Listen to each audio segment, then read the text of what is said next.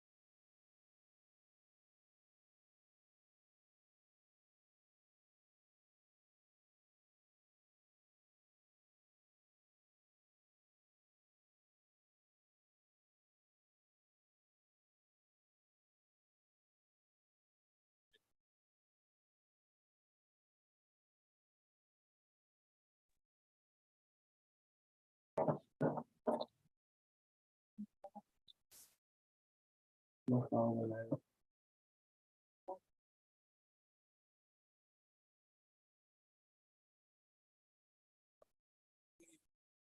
It's a Rosenthal. How are you? Yeah. Yes. We don't have screen.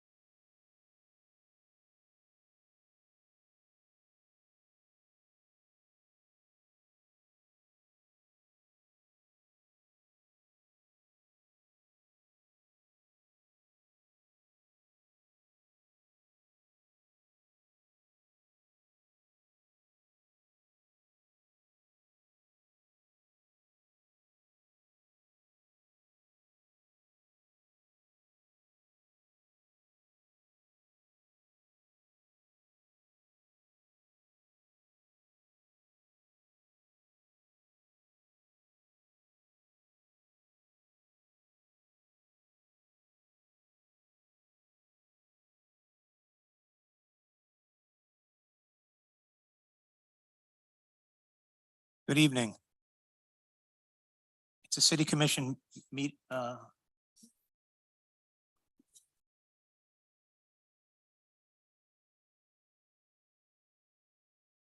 we're meeting in our capacity as the local planning agency. And we will call the meeting to order with a roll call.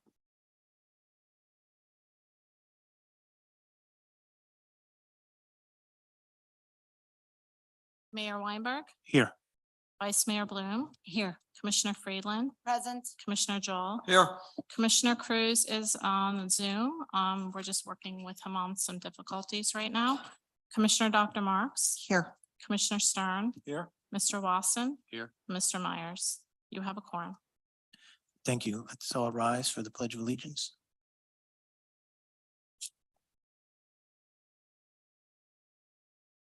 United States of America, to the republic for which it stands, one nation, under God, indivisible, with liberty and justice for all. Thank you. Cell phones silent, please. Can I have a motion to approve the minutes?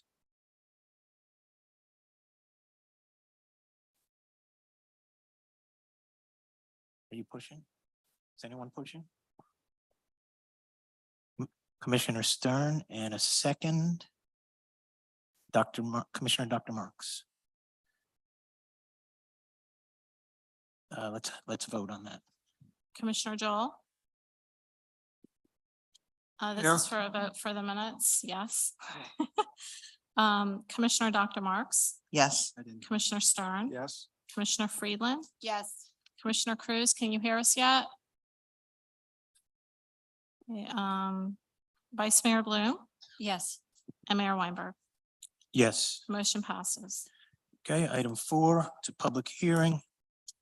And I'll ask the city attorney to provide the procedures because this is a quasi judicial hearing. Okay, thank you, Mr. Mayor. Please be advised that the following item on the local planning agency agenda is a zoning hearing and its quasi judicial nature. As such, the quasi judicial procedures of the city shall be invoked for this item as indicated next to the item. If you wish to object or comment upon this item, please inform the mayor when public comments are requested.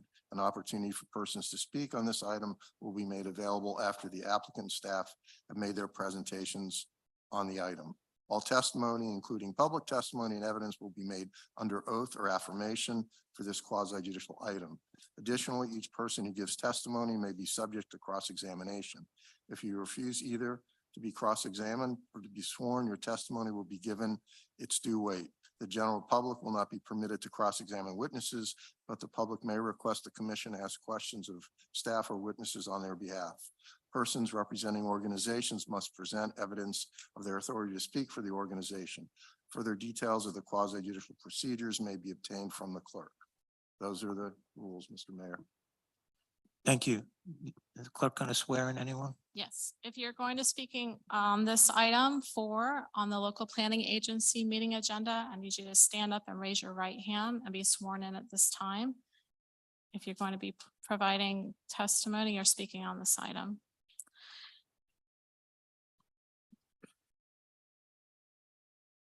Are you going to be speaking, ma'am? Item 4 on the local planning agency meeting. Okay, I need you to stand and you're going to get sworn in at this time. Also, if you're planning on making a public comment on this item, I need you to be sworn in at this time. Okay, I think that's everybody. Okay, is that everybody? Do you solemnly swear or affirm that the testimony you're about to give is the truth, the whole truth, and nothing but the truth, so help you God? Thank you. Madam Clerk, please read the resolution for item 4, and for the audience who may have been mistaken, this is, we're swearing people in only to speak on this particular item. This item you'll hear about right now. Thank you. A resolution of the City Commission of the City of Aventura, Florida, granting conditional use approval to allow the sale and service of alcoholic beverages at the indoor cocktail / bar lounge area on space 5H7 of the Treats Food Court in Aventura Mall, located at 19565 Biscayne Boulevard, providing for implementation and providing for an effective date. Okay, I see some people saying they can't hear in the front row. Okay, so in the control room, you need to turn it up, crank it up. Okay. Kevin? Thank you, Mr. Mayor. Please let me know if you are unable to hear me. First, I wanted to reiterate the testimony in this item is only for the local planning agency. It is for a conditional use request for Treats, which is an alcoholic beverage license within Aventura Mall. I think some of the folks in the audience didn't hear it and may think that they needed to be sworn in for item which will be later on in the agenda. There will be another opportunity for them to swear in. Let me just stop you for other one items. second because procedurally, I want to get a motion to approve Commissioner Freeland in a second. Okay. A second, Commissioner Joel. Okay, I'm sorry. Thank you. I'm sorry. Okay, so if we could have the presentation up, I'll be fairly quick with this. The local planning agency is required to hear certain items before they proceed to the city commission. This is one of them. It is a request for a conditional use approval to have an alcoholic beverage liquor license within the Treats food court in Aventura Mall. Requires city commission approval. This was presented at workshop recently. There was no objection to it. We do have a graphic here of where that actual bar will be within the Treats Lounge. And I'm happy to answer any questions about it. And again, this will be in front of you as a city commission if you so choose to approve it as an LPA. Any commissioners have any comments or questions? Nope. Okay. I'll open it up for public comment. We're talking about this location inside the Treats Food Hall at the mall. Anyone want to speak on that issue? Okay, I don't see any. I'll close public comment and let's vote.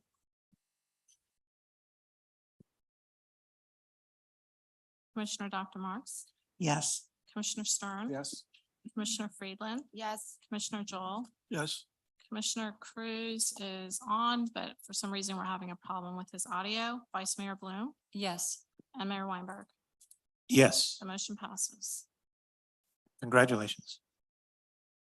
Motion to adjourn. Commissioner Freeland and a second. Commissioner Bloom, all those in favor say aye. Aye. We're adjourned.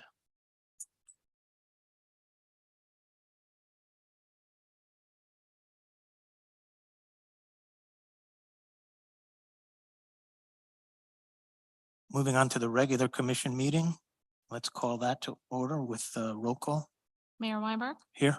Vice Mayor Bloom, Here. Commissioner Friedland, Present. Commissioner Joel, Here. Commissioner Cruz is on, but we're having technical difficulties with him. Commissioner Dr. Marks, Here. Commissioner Stern. Here. Mr. Wasson Here. and Mr. Myers. Here. You have a quorum. Okay, Mr. Manager, any additions or deletions to the agenda? No, Mayor, not at this time. Okay, we're at item 4. Special presentations. We are, I'm watching the picture taking.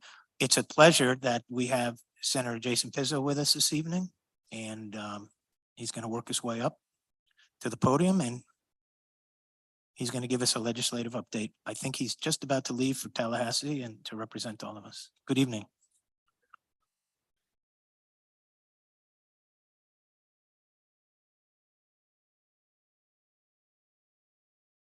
I'm used to projecting so that people hear me. A very good evening. We have endeavored with our new district, of course, Aventura remains in our new district, to meet with as many city managers, city attorneys, commissioners, or council members, or what have you. I have about 137 elected officials. And instead of what traditionally is, you well know, and I've cautioned against, and you guys have been incredibly easy to work with. I have to say, it's a privilege to represent Aventura.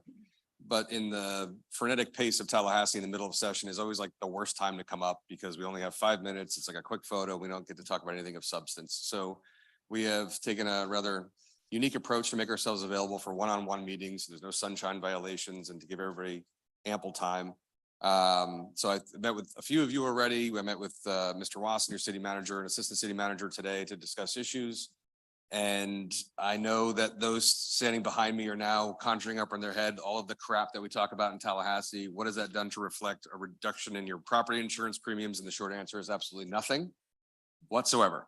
But this session hopefully is where the legislature takes back a little bit of autonomy from the other branches of government, becomes its own separate and hollowed place. We filed 2,100 bills last session, about 187 passed. Those that are probably most directly impactful to the viability of your neighborhoods and quality of life are going to include the Live Local bill, which I'm happy to answer any questions on that. And you guys are also going to have some added responsibilities as well as commissioners. You guys now have to do the Form 6 that we have to do at the state level.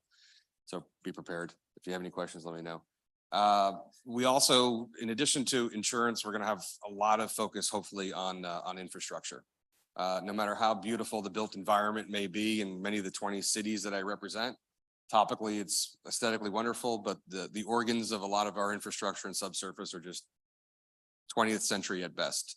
So it'll be my mission and primary focus to focus on being able to sustain the viability of these neighborhoods again with infrastructure. I still have to meet with a couple of you. I think Commissioner Stern and I are probably going to meet Saturday. And then after I meet with him, I'm heading right up to Tallahassee. I am the incoming leader of the Senate minority party in the Senate. I'm also the Broward delegation chair. So I have a lot of added responsibilities. I do want to take this moment because I get it, just comparatively speaking, this is a really great city to represent. You guys get it. You're available. You're accessible. Your prior mayor was the first person to give me her support, and you all have sort of followed suit in just being very easy to work with and very practical. As you know, I used to be a homicide prosecutor handling the shootings and homicides of children, and a lot of those horrible situations still pervade themselves in neighborhoods. And I do ride-alongs with police departments, and we're trying to do all 20 in the 2 counties like I did when I was a prosecutor. And so, you know, I spent late nights with your cops on the roadway, just trying to see, you know, not just the Chamber of Commerce moments, but the things in areas that pockets that really need. The morale is great here. People like to work here. People like to live here. And I know once in a while you get your fair share of impassioned people on particular topics, but I'm happy to be a sounding board for all of you to let them know that relative to 410 other cities in the state of Florida, you guys are doing a really good job and you make my job easier. I have 564,000 constituents and I'm just proud to serve and privileged to do so. Happy to answer any questions. And I apologize for my back to my constituents. If you have your cell phones out, which I know you do, I will give you my cell phone number. 305. You have your phone out already. Just use it. Come on, text me. 305-505-8478. Now, we're more like air traffic control a lot. So if you have issues, if we're not the office that resolves it, then we go ahead and find the ones that do. If you don't have to wait 4 weeks for a driver's license appointment, we can get you one in 24 hours. You're living proof. We got you one the next day. So please reach out. I work for you. It's supposed to be a part-time legislature, but we average about 85 hours a week. I represent 20 cities in the entire coast from Sunny Isles Beach all the way up to Palm Beach County. And when you go from your local level, a lot of you are obviously in associations, and then you go to your city commission, and then you have your county commission, and then we're at the state level. So at the very least, my greatest utility is people have to call me back because they need things so I can take care of your issues. So please reach out. Okay. No question too small, no problem whatsoever. Again, thank you. Thank you. Can I, any commission comment, but I just want to say, when the senator asks you or says to you, feel free to reach out. He is not kidding. He is not kidding. They are the busiest office I know. We are privileged that you represent our interests. You are the hardest working guy or woman in Tallahassee. And it's a pleasure that, you know, you're on our team several of us will be up there in the not too distant future to try to bring home money for our residents. We're usually a donor city. We give a lot more than we get, but we want to get back our fair share, and you help us with that process, so I appreciate it. I would just say, if you lived in Aventura instead of a city close by, you'd be perfect. But other than that, you do a really wonderful job. And I thank you. Any other, and you are very accessible. Any other, yes, Commissioner Friedland? I just want to echo exactly what Mayor Weinberg's statements are about Senator Pizzo. We are very lucky to have him representing us here. And I ask all of our residents to reach out to their friends all over the state of Florida and ask them, how many of them have their senator's cell phone numbers? How many of them can reach their senator, as well as Senator Pizzo has just made himself available to us? So we will be lucky if he spreads that kind of knowledge all across the state of Florida and shares his cell phone number and helps a lot more people. Thank you. Thanks, everybody. Speaking of, Paul, I'll see you at Mo's.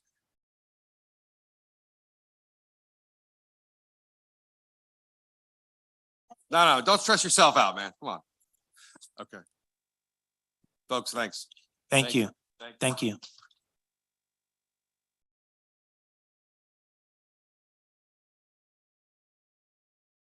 Can we see if Commissioner Cruz has the ability to speak? I saw the mute came off, but I couldn't hear him. Still not working.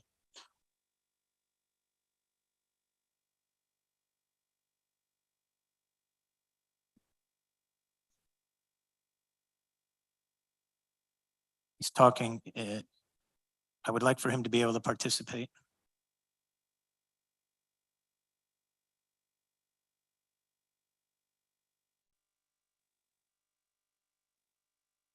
Okay, so. Oh, yeah, he said if he votes on something, a thumbs up, does that count, Mr. Attorney? He said if he'll do a thumbs up or a thumbs Yeah, I down. mean, that counts. That counts, okay. That counts, that works.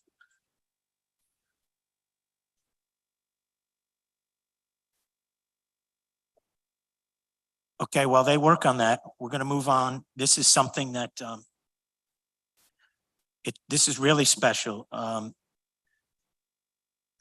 You may know that October is Breast Cancer Awareness Month. So we have a proclamation here that I'm gonna read. You guys want to help me read it? They don't. I'm going to have some of the commissioners that are ready, willing, and able to help me, but this is a really, really, really special and personal to the commission proclamation.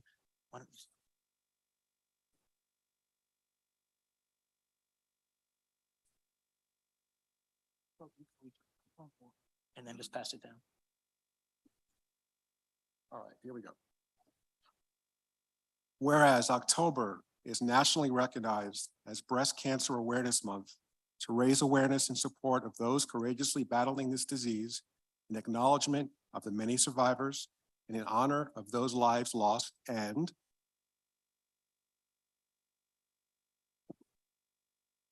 Whereas breast cancer is currently the most common cancer in women in the United States, with 1 in 8 women diagnosed with breast cancer during an average lifetime, while men are also diagnosed and affected by this disease at a significant but lower rate.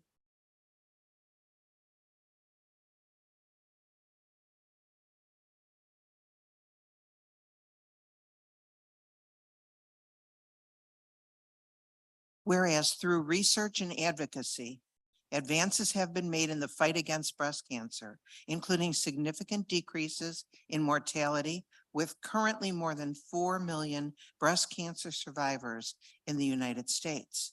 And whereas there are patients and survivors within the city of Aventura, including our beloved Vice Mayor, Amit Bloom, who are personally impacted by breast cancer and wish to raise awareness within our community. And whereas the city of Aventura would like to recognize Aventura Vice Mayor Amit Bloom as an advocate in efforts to increase awareness and education on the importance of early detection and screening of breast cancer.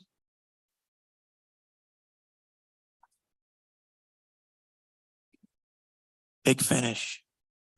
Now therefore be it resolved that I, Howard S. Weinberg, as mayor and on behalf of the City Commission of the City of Aventura, Florida, do hereby proclaim October 2023 as Breast Cancer Awareness Month in the City of Aventura and encourage all residents to wear pink.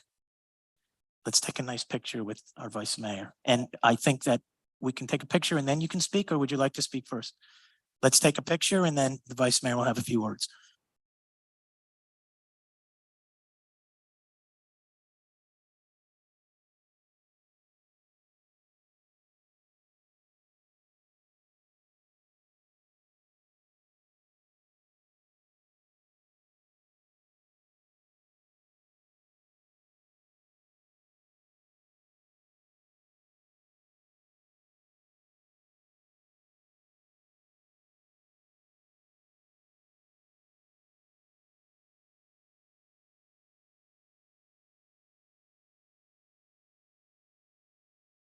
Madam Vice Mayor.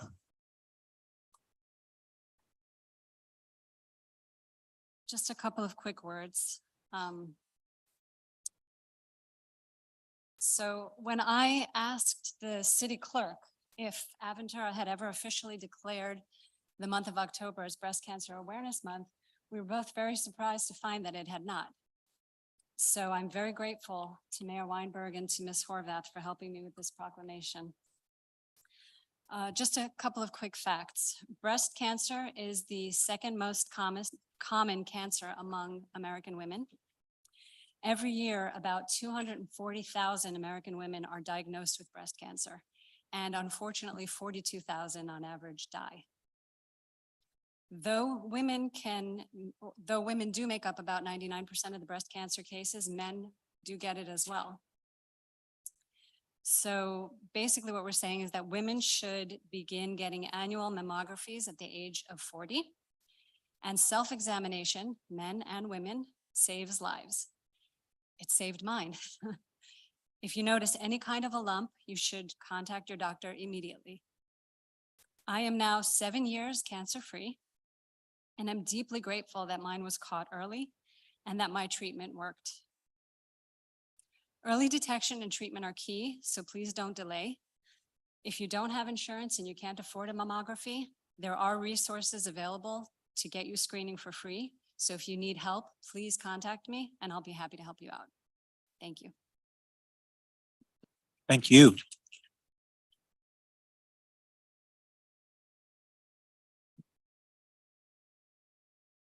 Moving on to number 5, the consent agenda.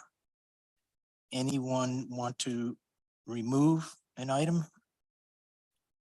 Seeing none.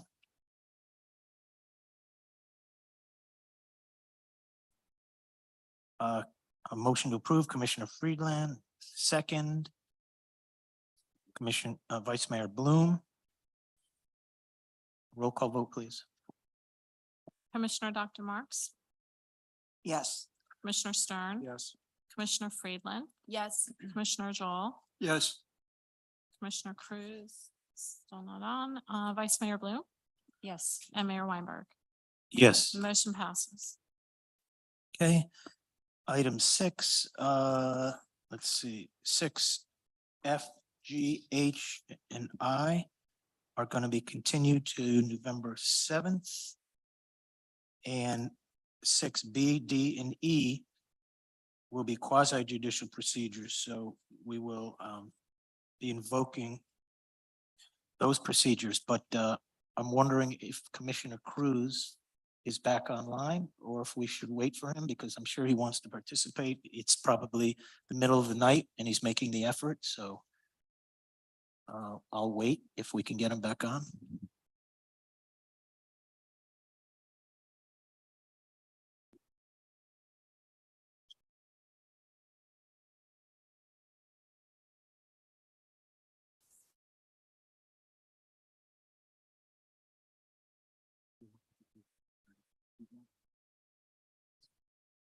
Oh.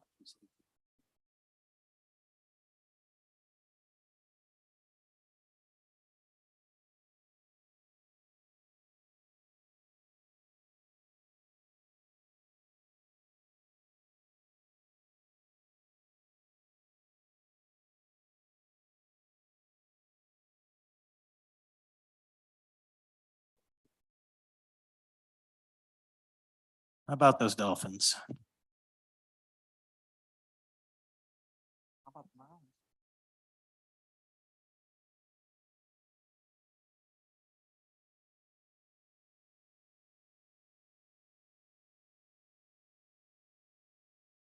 Mayor, I can read the rules. It'll kill some time.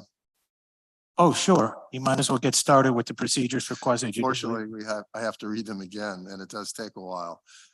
Please be advised that items 6B, D, and E on the commission agenda are zoning hearings and are quasi judicial nature. As such, the quasi judicial procedures of the city shall be invoked for these items as indicated next to the items. If you wish to object or comment upon these items, please inform the mayor when public comments are requested. An opportunity for persons to speak on these items will be made available after the applicant staff have made their presentations on the items. All testimony, including public testimony and evidence, will be made under oath or affirmation for these quasi judicial items. Additionally, each person who gives testimony may be subject to cross-examination.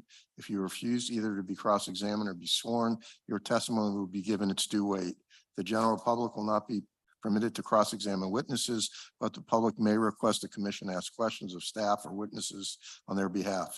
Persons representing organizations must present evidence of their authority to speak for the organization. Further details of the quasi-judicial procedures may be obtained from the clerk. Those are the rules, Mr. Mayor. Thank you. Okay, Got him on phone. okay, so first, I did have him on the phone, but he wants to try one more time to see if he can come in through Zoom. And then if not, he's gonna call me back and we'll do that route. so he's not on the phone right now. Not right now. He's gonna try one more time to come in. Okay, let's wait a minute. In the meantime, Madam Clerk, you could read Yes. item 6A. Right, for, this is for items 6B, 6D, and 6E on the agenda. If you're going to be speaking on these items or presenting on these items, I need you to stand up and be sworn in at this time. That's item 6B, 6D, and 6E.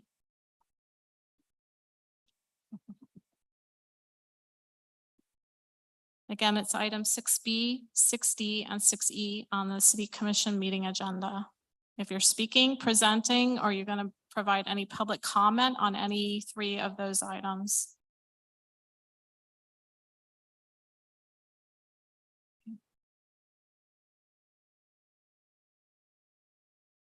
Okay, do you solemnly swear or affirm that the testimony you're about to give is the truth, the whole truth, and nothing but the truth, so help you God? Thank you. Okay, now I think we go back to 6A.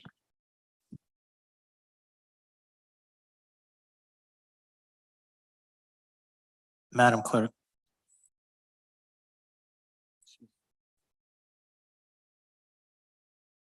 Let's go to 6A and just read the resolution. A resolution of the City Commission of the City of Aventura, Florida pursuant to section 197.3632 of the Florida statutes, providing for a uniform method of collecting non-ad valorem assessments for stormwater services, authorizing and entering into an interlocal agreement with Miami-Dade County to place the city's proposed non-ad valorem assessments on the county tax bill, providing for the transmittal of this resolution and providing for an effective date. Okay, is he back?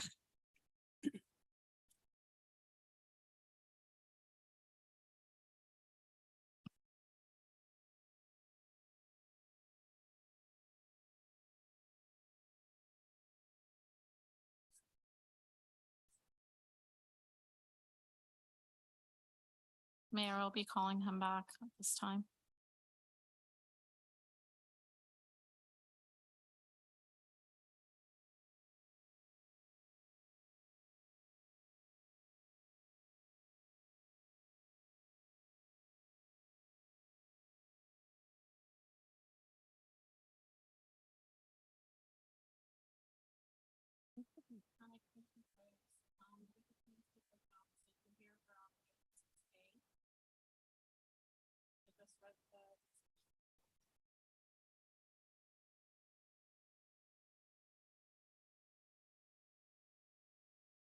All right, Mayor, he's on. Okay, I need a motion to approve 6A. Commissioner Friedland and a second, Vice Mayor Bloom. Mr. Manager, you want to review the item? Thank you, Mayor. This is this agreement is to approve the collection of your water or stormwater fees instead of through your monthly water bill that we receive from either Miami-Dade County Water and Sewer, or if you're on the North Miami Beach water line, instead of being collected through them, which we actually have to pay a third-party fee to them to collect the money. We will be allowing or entering into an agreement with the county that they will collect it on your tax bill. So it'll be collected at that point. We save money that way, and it's much more efficient for the city as far as cash management and budgeting to have that money come in at one time through the collection of our taxes. Thank you. Any comments or questions on this item from the commission? From the public on this item? Okay, seeing none, we'll close it for public comment and let's vote. Commissioner Stern, Yes. Commissioner Friedland, Yes. Commissioner Joel, Yes, Commissioner Cruz is absent. He's going to be calling back in again. Commissioner Dr. Marks, Yes. Vice Mayor Bloom, Yes. and Mayor Weinberg. Yes. The motion passes.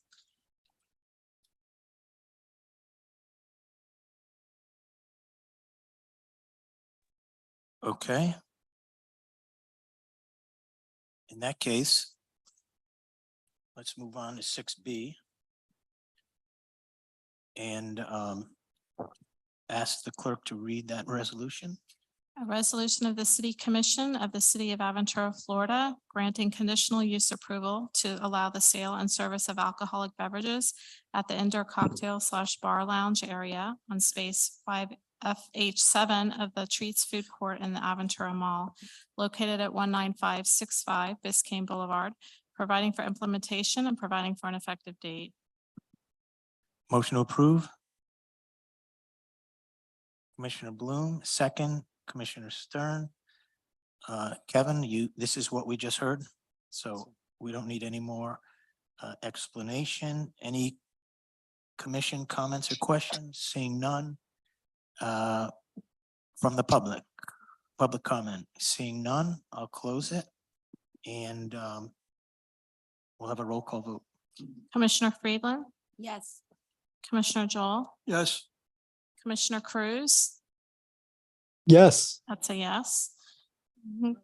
Commissioner, we got it. Commissioner Dr. Marks. He speaks. Yes. Commissioner Stern, Yes. Vice Mayor Bloom, Yes. and Mayor Weinberg. Yes. Motion passes. Thank you. Moving on to 6C. The clerk could read that resolution. A resolution of the City Commission of the City of Aventura, Florida, releasing the declaration of restrictive covenant requirement set forth in ordinance number 2013-02, intended to restrict the allowed density on a parcel of land located at 20605 Northeast 34th Avenue in the City of Aventura to no more than 5 residential dwelling units, providing for implementation and providing for an effective date.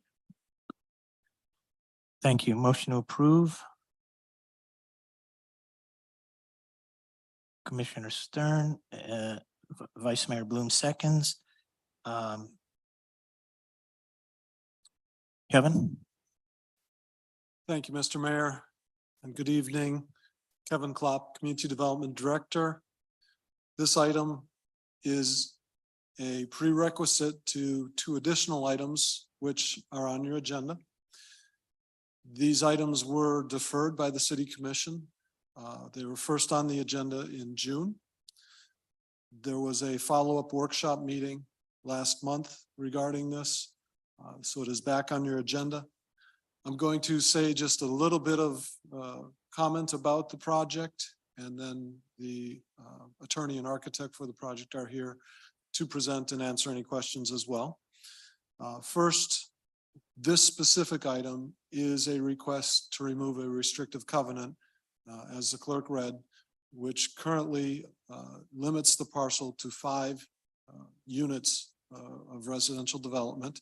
The zoning allows up to 22, and the request is for the commission to release that restriction so that they may come forward with a project of 22 units. Staff has been working with the applicant and the architect for quite a while on this. We do support the project. We believe it is a good project for this location. And therefore, it is before you tonight with our recommendation. I'm happy to present a staff presentation if you'd like, or we could move right into allowing the applicant to do so. The applicant does provide the location, et cetera, in their presentation. So in the interest of time for the public to be able to get up, I would defer to the applicant unless you all have questions for me prior to the applicant presenting. Any questions, or else I agree we'll defer to the applicant? Okay, let's hear from the applicant.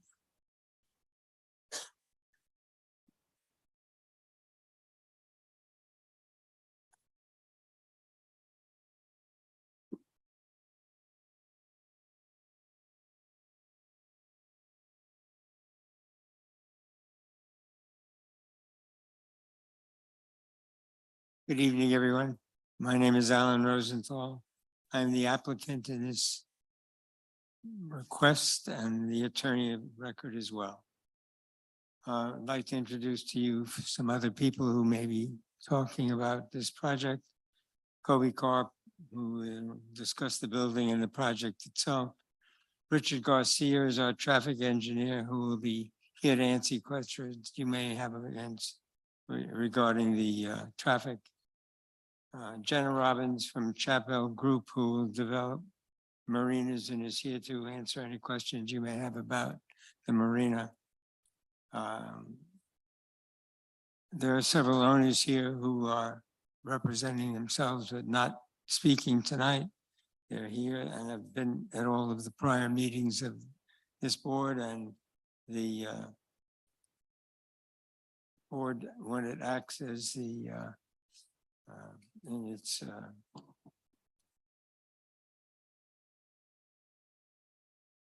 other capacity as hearing the basic idea of what this project is going to be. We've done that twice. And the last time we were together with you at your workshop meeting, there was a question as to whether or not we had met with any of the people in the two buildings most interested in this project, and that was the building to the west, which is Buena Vista, and Ensenada to the east. We have met with the residents of both of those buildings, and I believe some of you have received some letters from people from those buildings who approved the project. I think it's a wonderful thing and would like us to go forward with it. And there were those there at the meetings who were not happy with the project. Ensenada seemed to be a little bit different than Buena Vista by virtue of the fact that they're having troubles of their own with regard to the condition of the property. Their concern was about whether or not in constructing this building, we would damage their seawall any further than it is, and it has to be repaired, the cost of which is about $1.6 million. And so we discussed with them all of that and indicated that we would take all of that into consideration in connection with construction. Instead of driving piles, we'll be using auger piles that will be less intense and less damaging to the surrounding property. We had very good meetings with these people, and I think that we understood what their problems were. One of their problems, of course, was traffic. Another problem was as I say, Ensenada had. But I think that when Kobe Karp presents his portion of this presentation to you. He will deal with some of those questions that might have, and our traffic engineer will be here to answer any questions that you might have about traffic. And as I said before, the gal from Chappelle is here to answer any questions you might have about the marina, how it's going to be built, where it's going to be built, etc. One of the things that I was curious about was why there were only about 30 or 35 people at these meetings. Apparently there are a lot of people in the building who either did not have too much to say about it or either were happy with the project. I can't answer that question for you because obviously they were not there. I would like to make one last comment before I turn this over to Kobe.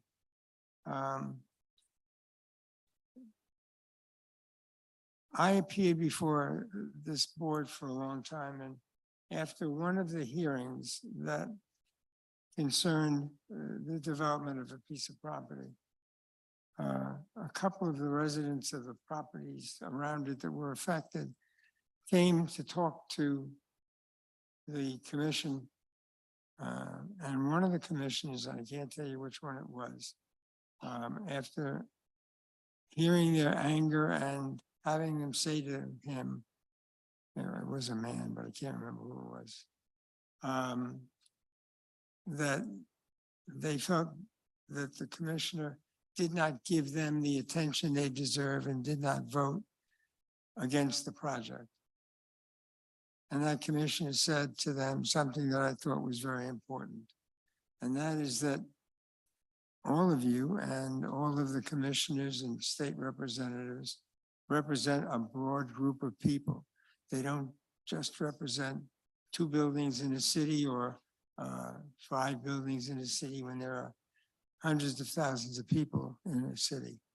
They represent the city. And if a project is good for the city, voting against it, in this commissioner's opinion, was something that he should not do.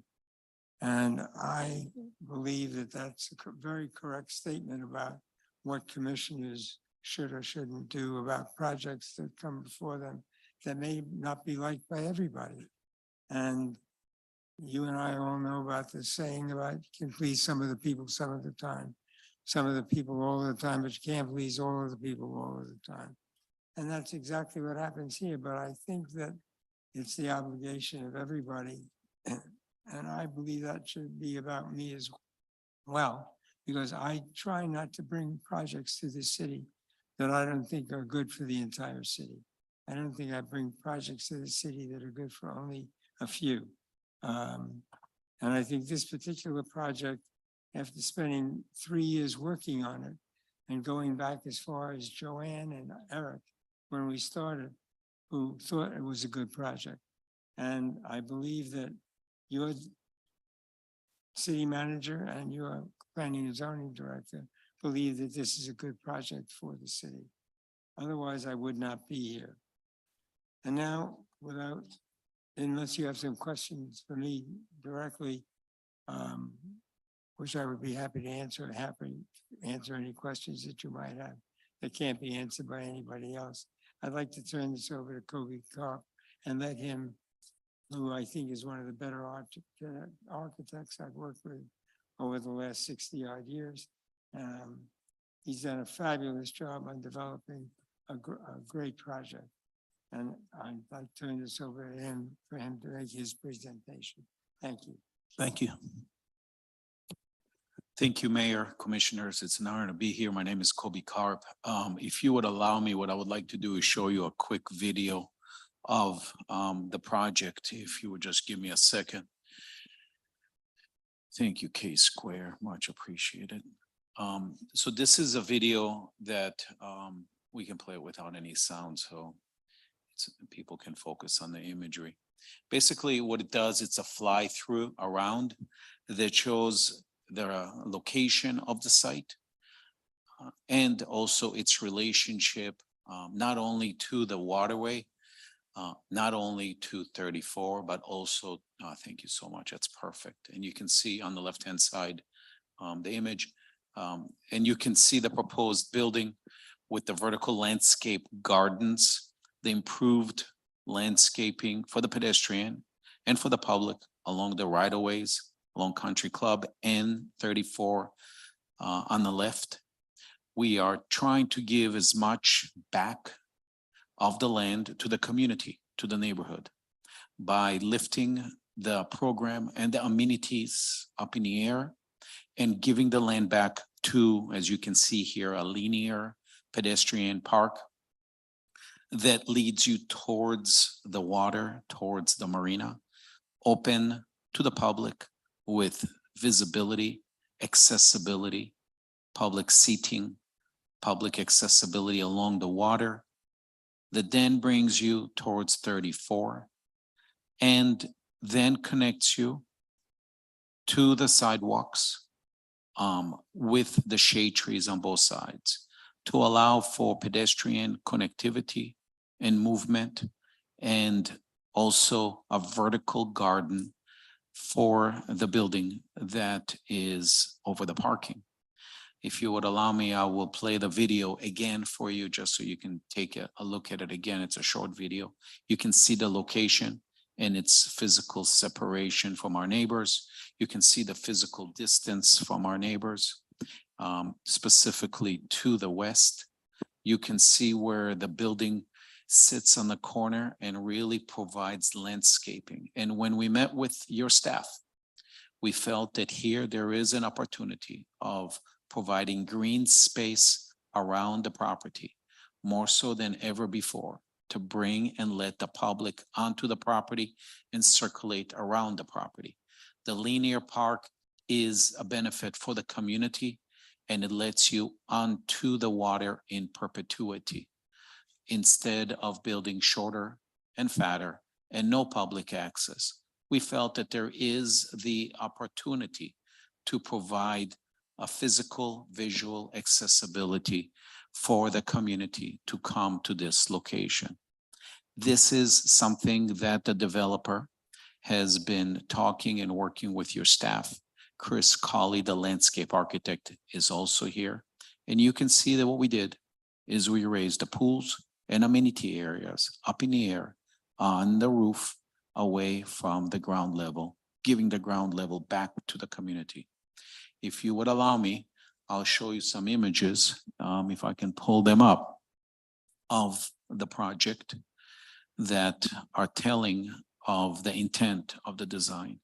This is intended to be a project of larger units, about 3,500 square foot units. What is unique and special here is instead of buying a house, you can buy a large residence and have a slip of the marina. Thank you, Kevin, much appreciated. This is a view from the ground level corner. You can see here the accessibility to the site. It's very friendly on all locations. This is a view looking to the east with the waterway, with the marina on the left-hand side, with the vertical garden landscaping. This is a luxury building. We will have approximately 1 or 2 units per floor. This is an interesting image. It's an image looking from the east to the west, and you can see clearly the relationship of some of the buildings. If you look at the image, you can see that most of the buildings in this district historically have been 200 feet and higher, whether it's on the golf course or even the surrounding area. The building immediately to the west of us happens to be 183 feet. That's 189, excuse my Spanish. Thank you, sir. And immediately here is where it is that we are proposing to have the building. This is the view along the marina, along the waterway that is open to the public in perpetuity, with seating, with benches, so that you can bring your friends and your family and you can walk along the water. This is a telling image, and you can see how much green space there is. not only the linear park on the east, not only the linear park along the waterway, but also connecting you with a sidewalk and landscaping all the way around that gives you the shade and the protection. So that essentially the site is substantially, visually, physically, and emotionally tied to the community and to the public. This is an image of the walkway along the water. This is the linear park on the right towards the water. This is the experience along the water. This is the corner where you can come and you can see. And this is what the vertical gardens is. You have a traffic analysis that we submitted to you because obviously there has been some impact on the current lighting.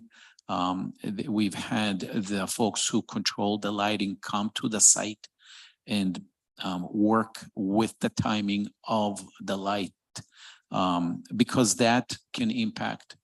And right now they brought down the traffic by their latest calculations by about 30%. And this is just the first step. So this is the kind of things we've had the pleasure of working with the local community and public works and traffic. This is the building on the right. Our building is right here. And what we did is we met with the neighbors. They actually let us into their apartments, which was very, very kind of them. This is the pool of our neighbor to the south right here. And their pool sits here on the south because as the sun rises in the east and sets in the west, their pool has sun upon it. So we have an opportunity to look at this aerial and see that the building as was originally designed has views, beautiful views, 360 degrees. And you can see where our building sits. This is our building right here. And you can see where we are in their view corridor, looking down to the east towards Country Club. We meet the setbacks. We provide more landscaping that we desire. We have a waterway public park. We have landscaping above and beyond what is required by code.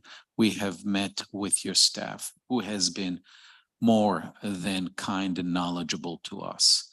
So for us, this is a very important project that we wish to promote. Did I miss anything? Fernando, would you mind coming up? And thank you, ladies and gentlemen, much appreciated. Thank you. Good evening, everyone. My name is Fernando Nunes. I represent the ownership. I'm here with a lot of my partners, and we have put a tremendous efforts to bring forward this project. We have been extremely surprised and excited working with the city. We have been listening to the city officials with the meeting we have with the workshop with the commissioners and of course with the public, and we're trying to bring something that reach a compromise where we can all be proud of having this project bring it to light. So from my point of view, as Kobe was mentioning, we have touched on pretty much 7 points that they are critical. Number one, we're giving back 30% of the surface back to the city, and that represents at least $4 million after the completion of the park. And the idea was, as the city recommended, is to integrate Country Drive with the view to the marina and to make a very open space. And that's why we have lifted the parking structure to make sure that we maximize the visibility from the street to all angles to make a very open space. Number two, we have, in a way, bring the concept that is the vertical garden when we have a surface that is 0.51 acres, and we're bringing back green areas that are 123% larger than the actual surface of the lot. So that will help with the more environmentally friendly concept, absorbing more CO2, etc. Third, and in the same direction, we are applying for a LEED gold certification, and that of course will enable us to meet the green building in a way design that we are aiming, and in exchange of course the buildable area. Number four, we have decided and we have discussing with commissioners and the city what is important for this community, and the most important thing that we're mentioning, it was schools. We have 500 people in the waiting list and we need to build a new school. The same thing that we want to eliminate traffic from the street. And for that reason, we're contributing $500,000 that will be disposed by the city at the best of their ability to buy the land that you want for the 6 million for the school, or to increase the number of vehicles taking people off the street with a free ride system. Then finally, we are intending to increase the tax base from $30,000 to $1.8 million, bringing all that money back to the community. And we believe that that's our best contribution, because we understand that the community needs more resources to accomplish some of the main and very, in a way, ambitious goals that the city has. And we commend you for that. It is one of the most beautiful venues I've ever seen. So congratulations, you guys have done a tremendous thing. And we, as we call yourself this City of Excellence, we are trying to put together the best project you can ever be able to have in this corner. This is the last project on the circle. We want to do something that is iconic, that everyone will be proud of being in the city. We want to be socially and environmentally conscious, and we want to work with our neighbors. We understand that no one wants construction around. We understand there's concern about traffic. We understand that we're working. The city has been extremely tough with us in trying to make sure that we comply with the main things that the traffic was going to be, what are the main measurements that we're going to avoid traffic. There, in a way, we decided to do the entrance through Country Drive and the exit on 34, not to have a double entry and egress situation. The other thing that we were forced to push in the lobby to be able to stack 8 cars, not to block any streets. We have heard Dr. Linda Marks' remarks about the visitors on the marina, and for that reason, we have excess parking. We have 92 parkings that we accommodate more than any guest that you can probably imagine, and there will not be any interference with our guests and our residents accessing the marina. They don't need to go to the street. We have listened to Commissioner Rachel Friedman and her concern about the zoning and the previous restrictions. And we believe that it's our right since these restricted covenants were placed over 10 years ago. There have been many changes in the legislation that allow us to build 22 units. So we understand that it's a give and back situation, and we're willing to work with the city, work with our neighbors. We have had positive meeting with Ensenada that they have some financial needs that we're willing to contribute and to help. As Mr. Alan Rosenthal mentioned, we are very aware that the piling has been an issue for the engineers in Ensenada, and we're going to be auger piling in a way to avoid having any damage to the building next door. So we have heard to our neighbors in Buena Vista, and that's why if you see the shape of the building is as organic as we could, to make sure that we don't have something that is so frontal to the other building, despite the fact that we're 183 feet away from the other building, 175 feet to the Ensenada. So it's very difficult to please everyone, but we have done a tremendous effort as owners and with the architects, with our land use attorney, and of course with the city that we're very proud of having working with them to bring something that we all can feel proud of it. I would like to thank you for your time, and we're here to support our neighbors, and we're also going to work with the marina north to us to try a beautification program with them as well. We're here to be part of the solution, not to become a problem. Thank you so much, and I truly appreciate your time. Thank you. Commission comments or questions before we open to the public? Oh, Commissioner Friedland. Would you like to go first? Dr. Marks, would you like to go first? No, go ahead.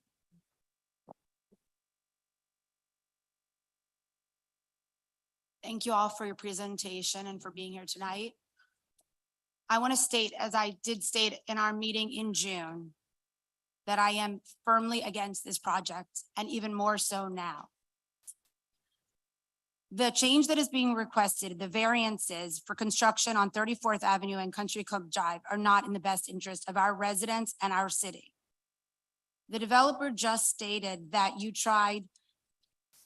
heard what I said at the last meeting, and you talked about the fact that this was a covenant and that there's been legislation that's changed over 10 years. No, there's nothing that has changed over 10 years that says we forget what agreements we made 10 years ago. We just wipe away all agreements. There has been no legislation.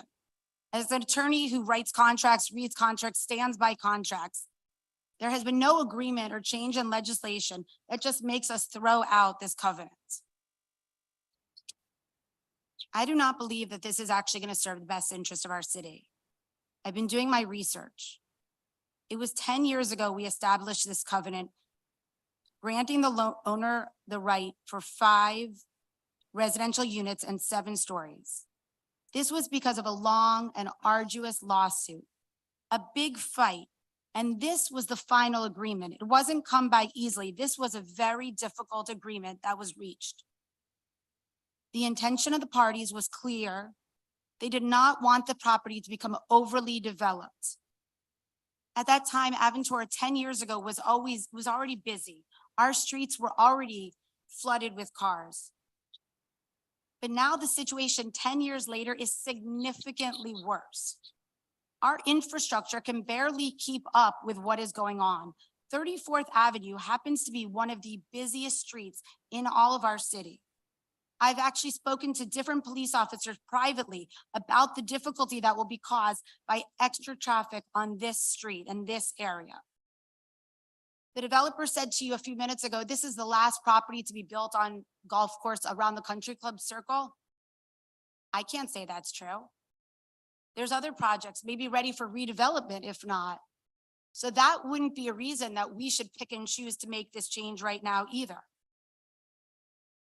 When I look at increasing the number of the proposed development from 5 to 22 units, that's a huge change. It's not a slight increase you're asking me for, not some small little accommodation to make this work for our city. I told you last time I'd be happy to support that, but not quadrupling what you know you purchased. The developer just purchased this project. The deal went through after the last commission meeting in June, after I stated and others stated that they didn't support this project. They still went through and spent millions of dollars assuming that we would just make this change. Maybe my other commissioners will vote for it, I don't know. But it's not something that I believe is in the right interest of Aventura. I can't support increasing a covenant that we joined 10 years ago from 7 stories to 15 stories. There's no reasonable explanation to make that change. Every developer that buys a project, that buys land in our city is going to come and put a stake in the ground and say, don't worry, our commission will give them whatever they want. The developers met with many of the residents last week in the neighboring communities. I got tons of letters and phone calls from residents all over the city, mainly the ones that were in the meeting. A few of them expressed to me that they were bullied, that they were told this is going to happen. There's nothing you can do about it. The deal's done.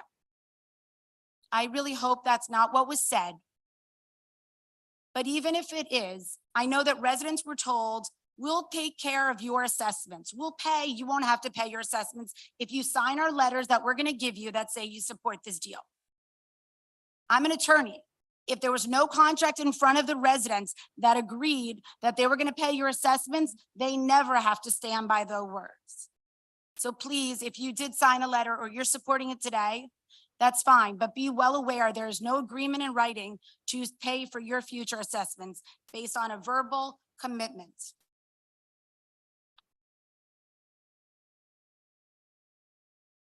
I sit here before you representing 48,000 voters. I only see 22 residential families can live in these buildings. So I say, who is this going to benefit in this city?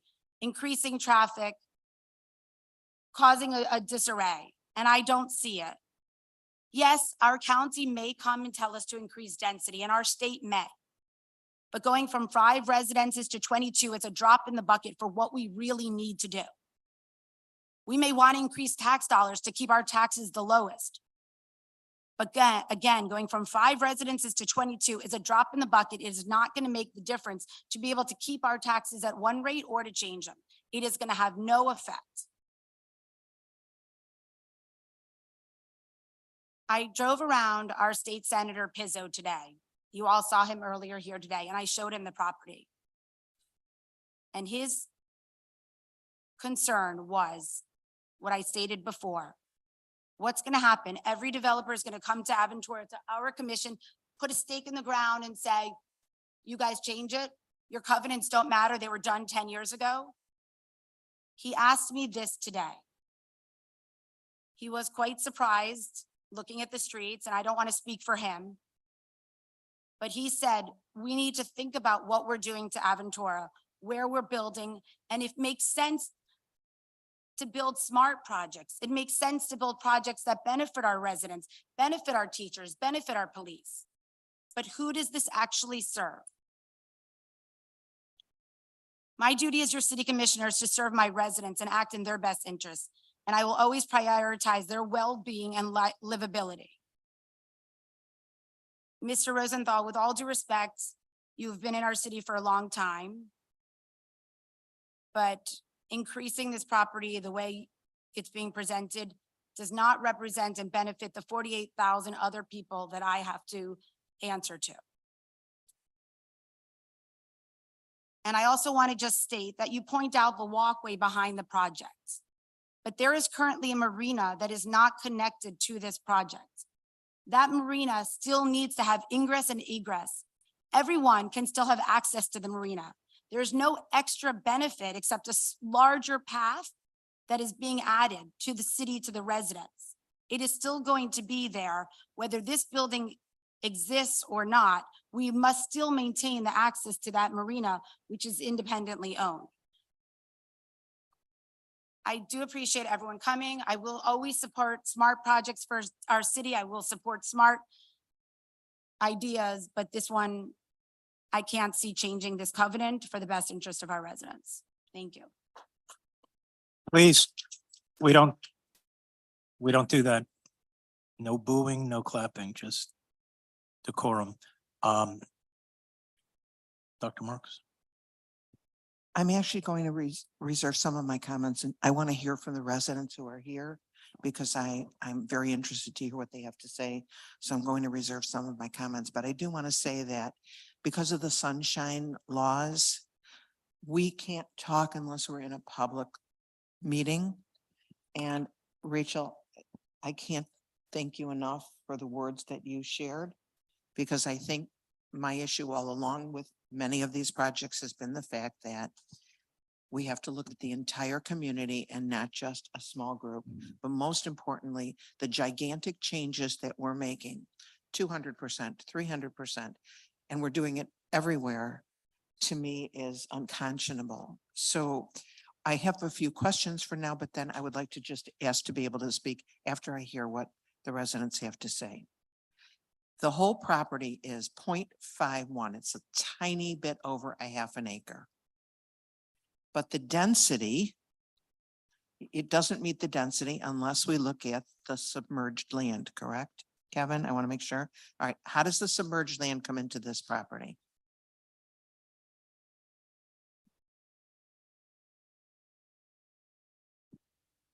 The submerged land does not have any impact. It is not counted towards the FAR, floor area ratio, which is being requested as one of the items this evening as a conditional use for a 4.8 floor area ratio.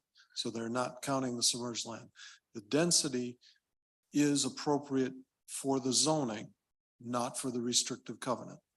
So 22 units is what the zoning would allow if it weren't for the restrictive covenant. And the submerged land is not being counted in any way towards the intensity of the So project. you're not, none of the discussion that will lead to an ultimate building of the project is going to require the use of the submerged land? Not density, not floor area ratio, nothing? Is that Nothing. what you're saying? That's correct. That is correct. So you're telling me that you can put up the 22 units there because that's what the zoning called for? Is that what you're That's saying? correct. Okay, but the zoning doesn't call for it because there is a restriction on this property. So is also correct. I think it's important to clarify, the zoning does not call for that. This city entered into an agreement and the restriction was 5 units. I've researched everything I can get my hands on to find out what happened, how it happened. So for 10 years, the residents who live in the area now understand, or maybe until tonight, I don't know, but understood that this is what their area is going to look like. So I'm just extrapolating and saying, okay, so somebody else has a property somewhere else. And there's a restrictive covenant that says they can never build above whatever stories. But the commission just takes that agreement, legal agreement, throws it out and says, go right ahead and put up 22 units. So I'm very concerned about removing a restrictive covenant that the neighbors in all of Aventura benefit from, whether they live right there or not, because they're going to drive by or whatever. So that personally I can state now. Like I said, I want to hear from everybody else, but that is of concern to me. I also want to say, and I know you said you had a traffic person here. I have driven by that site over the last few weeks at every time of the day. That traffic backs up. If you're going north, backs up in front of the property all the way to the light at 207. Okay. Once the light changes, yes, the traffic moves, and then somebody, because that's going to be your egress, then your cars would be able to get out. And then once the traffic backs up again, they have to wait. And if you have 3 or 4 or 5 cars, I don't even know what your, if you have enough length in that property to even hold that. So, but I want to say this before anybody starts saying anything about traffic. There is traffic all day long at that site where you're going to have your egress.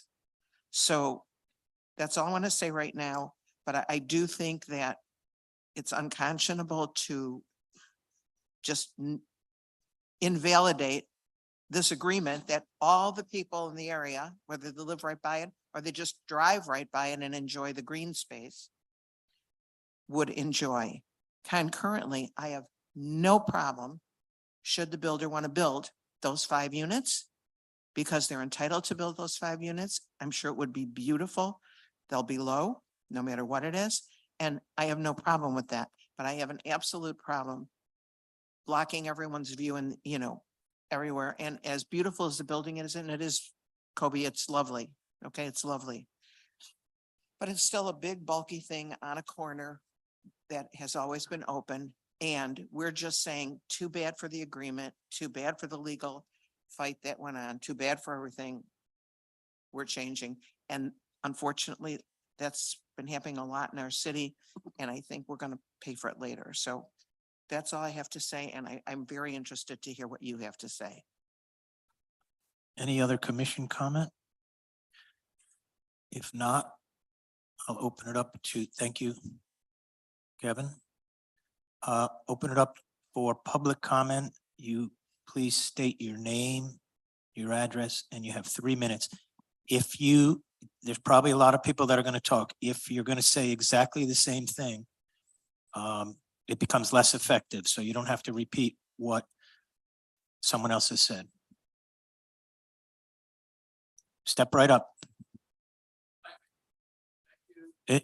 Talking to the microphone, I'm sorry. It's being recorded. My name is Robert Ebal. I am a owner and resident of Buena Vista for the past 20+ years.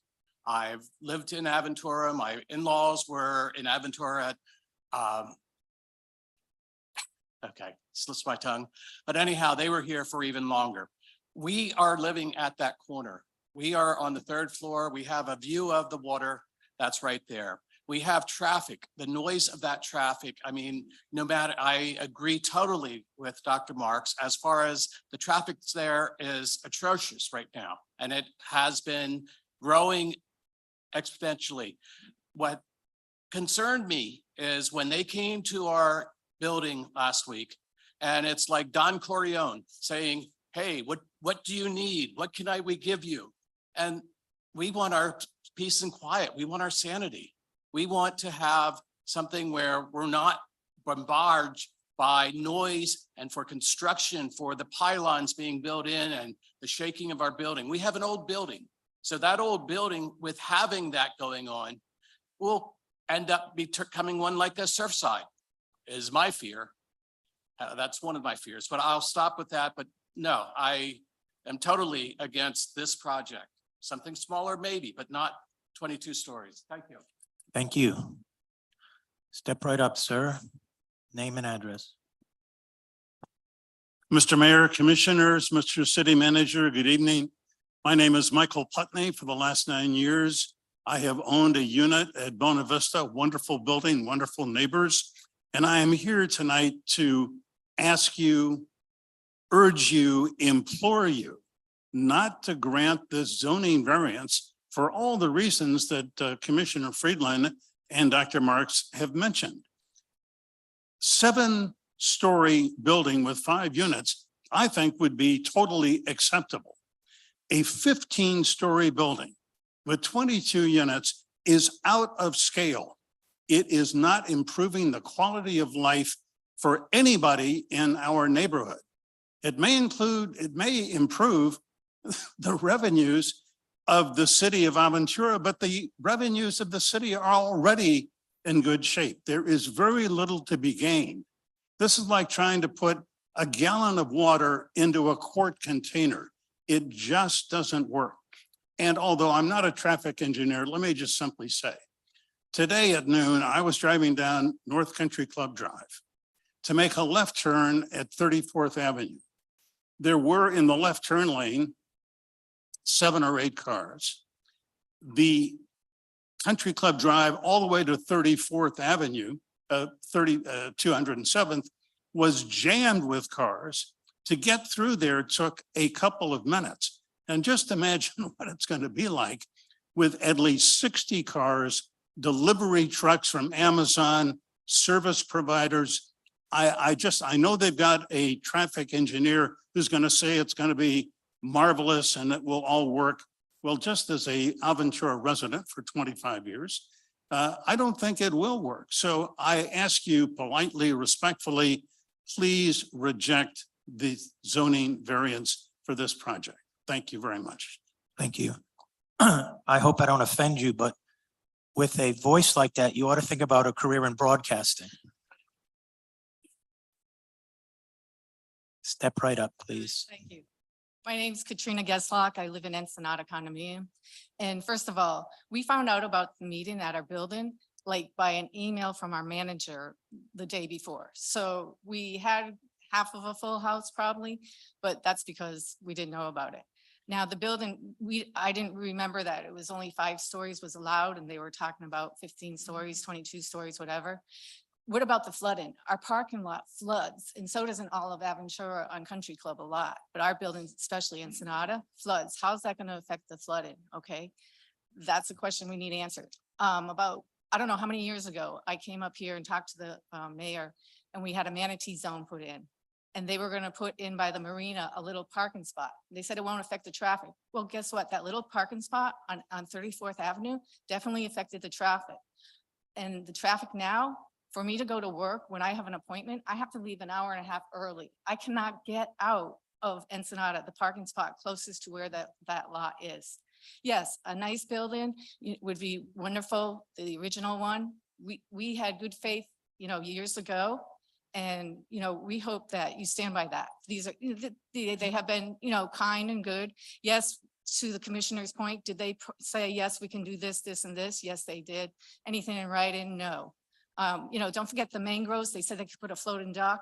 That's okay. You're gonna put a floating dock. Some of those yachts in that marina, they've grown. There used to be little boats there. They're huge yachts now. So you put a floating dock, you got the mangroves, you got the manatee, and then you have our seawall. Yes, our seawall needs to be fixed, by the way. Yes, it does. And those yachts coming in and out, and if there's a floating dock in, that means they're being closer to our seawall. There's a lot of things to consider here. And I hope you take it, to heart and consider that for us. Thank you. Thank you. Name and address, please. Hi, I'm Yvonne Ballestes, and I'm a resident of Aventura for a while. And I feel completely different. I feel that I experienced what Aventura Park Square, which is one of the newest projects Aventura brought to Aventura. I mean, it's kind of amazing to always have new type of buildings like that in Aventura, and it brings a lot of the best developments for, for our city. So I completely agree. And I think it's going to benefit the kids to be able to get into schools. If they're going to help, that is going to benefit so many other ways. So I really agree on this project. I love it. I think it's phenomenal. I think 22 units can bring a lot to us. That's me. Thank you. Thank you. Good evening. Name and address, please. Good evening. My name is Preston Leshens. I reside at Porta Vita, where I've owned for 10 years. I'm one of the residents of Aventura that goes to work every day. And I make a right turn out of my development, and inevitably I get stuck at the light at 34th Avenue. That's not a problem. Lots of lights in the city of Aventura. But I make a right turn, and it's a very short block between East Country Club Drive and 207th Street. I have to make a left turn on 207th Street to access 95.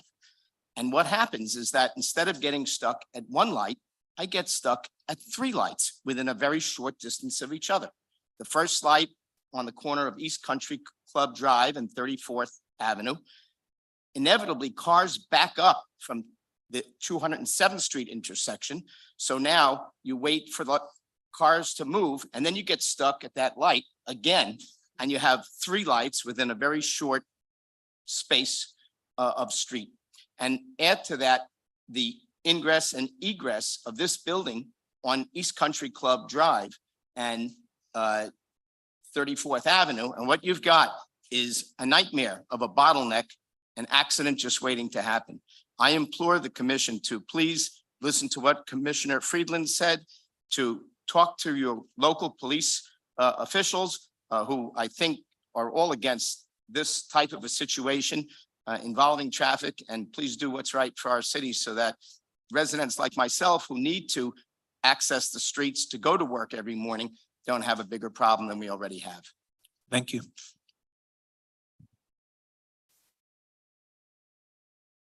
Hi, name and address, please. I'm Suzanne Sugarman. And I'm Jeff Robbins. We live in Del Vista, 20244 Northeast 34th Court. So we've been coming because we have some concerns, and I wrote them down because I get a little nervous, but if a covenant was put in place 10 years ago, they stated that they started this project 3 years ago. They preemptively assumed that the covenant would be changing. For what benefit? I'm not sure why. I worked on a school board, and we couldn't just change process and procedure because we wanted to. That's what's upsetting to me as well, that they preemptively thought that we'll go before this commission and have a covenant change that was in there for a reason. Because we live in Del Vista, we cross over. Our light is at 34th Court. We would go right where the exit, as we saw in the film, they would come onto 34th Court. I cannot tell you that the amount of almost accidents and accidents that occur there on a daily basis. One, we are on the circle, so people don't follow the do not walk signal.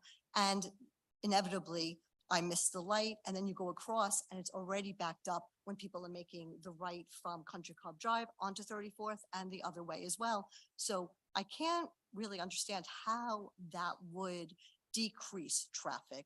In fact, it would not only increase it, it would cause major traffic jams. Lastly, you said that you would have, they said that they would have a vertical park walkway open to the community, yet it's a private property. So who's going to maintain this community place that we could walk, that we can use, that I can go and sit and throw a baseball and sit on the park bench if it's privately owned? They have every right to say, I can't go there, but yet they're saying that it's open to the public and we can go there, and we have a walkway that we can use just as much as the people that live in the building. And who's maintaining it? Is it the city or the private, the people that own the building? Listen, I am open to doing what's good for our city, but this is a for-profit, which most things are, but it's not for the people and not for our community. Bottom line is that anyone that approves this project is working to help the people that made a bad investment and get what amounts to a government bailout. Thank you. Step right up. Good evening, Mr. Mayor, city commissioners, and my fellow residents of Aventura. My name is Xavier, and I am fortunate enough to have purchased my first home at the Buena Vista Condominium Association at 3375 North Country Club Drive. I prepared a statement this evening, basically echoing that of Commissioner Friedland's and Commissioner Dr. Marks. Really just to say respectfully, and to echo what they said, what does it say about, our laws, our city, our elected officials who were elected to uphold those laws and represent the interests of the residents of Aventura when those interests appear to be ignored or cast aside by those with deep enough pockets. I know we live in a capitalist society and a capitalist country, and I think we all understand that and can respect that.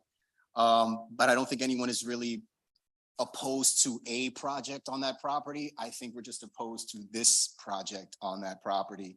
I don't speak for everyone, obviously, but I just like to say we have these covenants in place. I believe that you guys were elected to uphold those laws and those covenants for this city and represent the interests of its residents. And I just ask that you please consider that and act in the best interest of, as I said, of this city of excellence.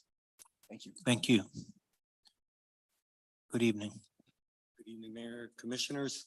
My name's Ivan Ramirez. I've been a resident at Aventura for 25 years or so. I've been associated and seen some of our neighboring cities, how they've developed and some of the beauties that have come because of that. I mean, thank God we're not in Sunny Isles or where you're seeing literally buildings right next to each other. And they're paying $10 million. But I've also seen how these cities could get, dated, some of these buildings that really need to get updated. And everybody suffers because of that. If the city doesn't continue to update with the demand, I really like what they did here with this park. I am very excited to see that a tall building like this, the first levels are really a beautification of the city, of the neighborhood, of the area. Yes, we're suffering with traffic everywhere. And trust me, it's all over us. It's not just 34th. But what I see here is just 22 single family homes is what I see there. Very boutique building. It's not 100 units, 200, 300. It's not a major issue. I understand that it's more than what is originally planned for, but they are giving back. And a lot of these 22, what I have also seen is they can become 19, 18, 17 because there's a demand for larger residences in this area. And many people will buy 2 units, combine them into 1. So it's not probably as bad as what it looks. There is a demand for homes. There's not no new construction happening in Aventura. I see a beautiful office building coming up. That's going to beautify the city. I also was experienced what Privé did and Privé in Aventura. Also, a lot of people were very worried about that coming up and how it beautified that beautiful island. And it made it a beautiful view, which is a nice modern building now that makes everybody look pretty, even your neighbors. And it brings up the values for your neighbors as well. So I do understand everybody what they're saying, but I have been a resident. I've seen it. I've seen it in Sunny Isles and Surfside, new parks, new buildings, new streets, money for the residents, money for schools. I think it's something that we should consider. I love the way they did it. I applauded the architect, that beautiful park, that whole area. I think it's somebody that we should really consider. Thank you. Thank you very much. Thank you. Hi. Good afternoon. My name is Alba Bellarano. I am resident of Ensenada. I have 2 big concerns. The first one is the one that everybody is talking to tonight, is the traffic. And secondly, and the most important, is the structure of Ensenada. Is it gonna be affected? We have issues, as you say, sir, that, for example, we need to fix the seawall, and we don't have exactly an study that say that our structure is not going to be affected. So that is my point, and I really support the point of view of the Commissioner Raquel. So thank you so much. Thank you. Hi, Good evening. hello, Honorable Vice Mayor and City Council. I'm a resident. My name is Michael Bress of Bona Vista. So a lot of people have been discussing traffic and other issues as regard our building.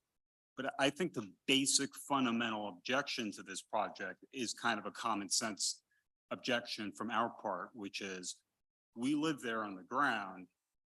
And so what's proposed is something that's equivalent. I'm of the sorry, size- into the microphone because it's being Okay. recorded. I want them to be able to hear you at home. Sorry.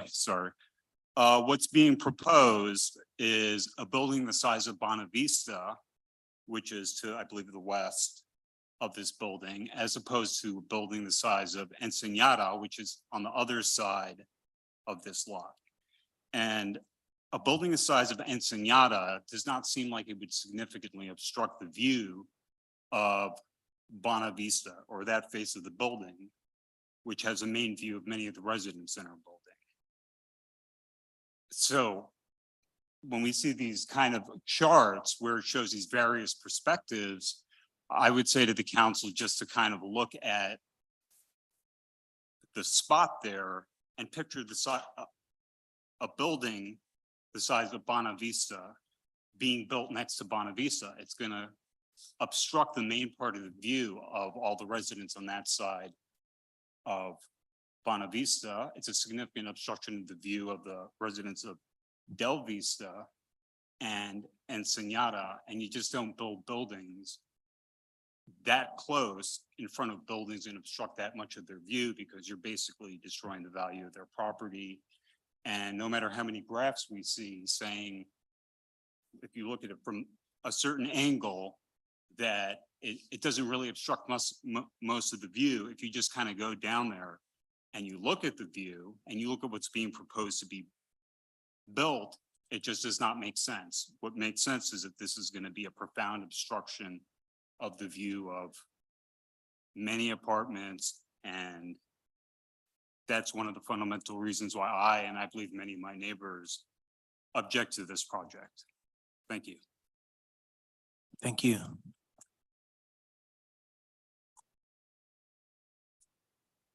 Good evening, Honorable Mayor and City Commissioners. My name is Cheryl Gerber, and I'm the president of Bona Vista Condo Association, and I'm speaking on behalf of the Board of Directors in strong opposition to the proposed resolutions granting variances for this property. The proposal would make a mockery of the zoning for that parcel. The permitted, as you've stated, the number of units would be more than tripled from 5 to 22.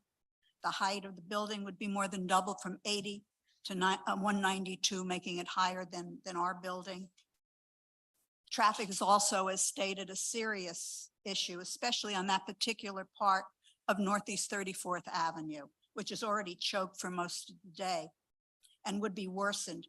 And the sight lines for Bona Vista and the pool area would be greatly compromised negatively, affecting the value of our units, especially with a 15-story building on the corner.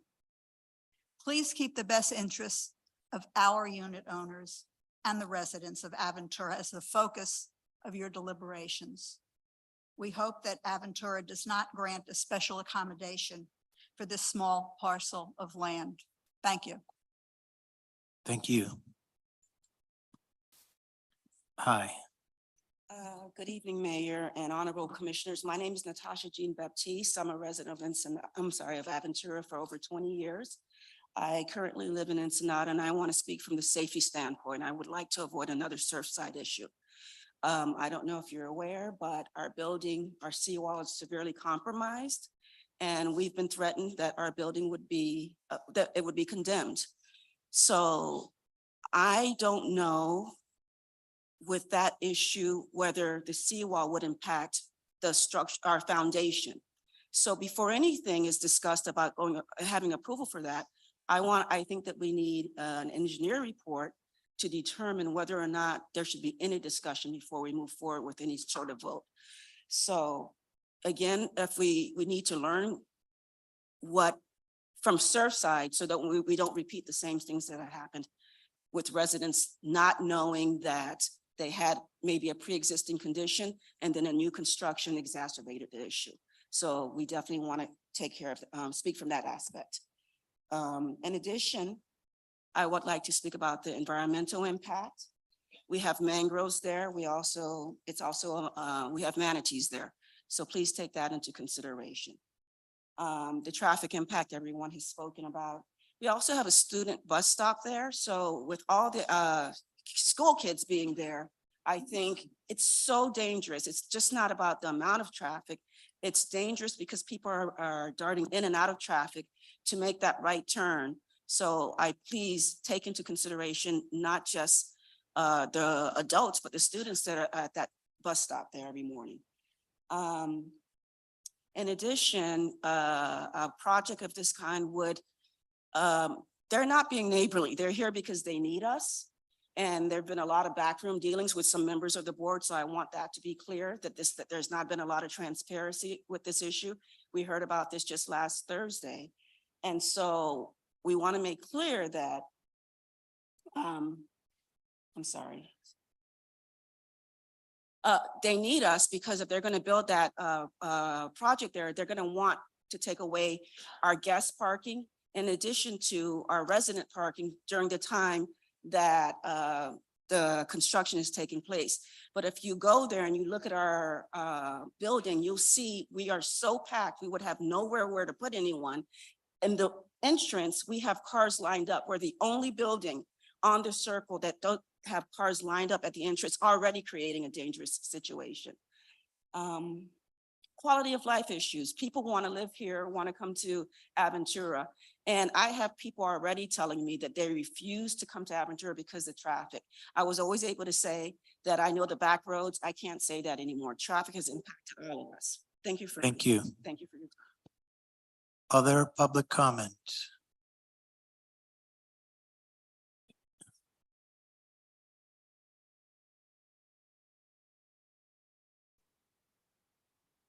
Hello, thank you for the opportunity to speak, Mayor, Commissioners.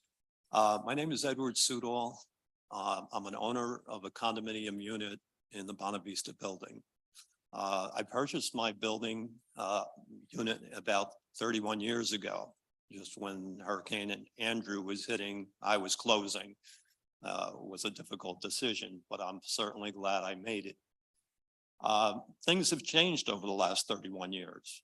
The tranquil, quiet environment of Aventura is slowly changing. And a lot of that is due to the fact that people that purchased units in most of the buildings surrounding Country Club Drive, many of them bought the units as a second home. And many of them commuted. I say commuted, whether they lived in New York, New Jersey, like I came from. And many of us knew what high density population looks like coming from New Jersey, New York, Chicago, big cities, Patterson, Newark. We hate to see that happening in Aventura. It's a beautiful place. It's tranquil. We're beginning to see more cars and more activity due to the fact that there's more people living in those units now. It's not just that they're high rise, it's that they're high rise fully filled with families, working people, which is great, but it's adding to the congestion. Here we have one piece of undeveloped land. It's small, half an acre, and it's one of the things that adds to the value of the entire Aventura community. So to suddenly take it away and build a high rise on such a small parcel makes absolutely no sense. We'd be taking away some of that peace, tranquility, and also, as everyone mentioned so far, the ability to navigate the roads, 34th Avenue, as well as Country Club Drive. I hope you all make the right decision, protect our environment a little bit. That's what it's all about. Thank you. Thank you. Any other public comment?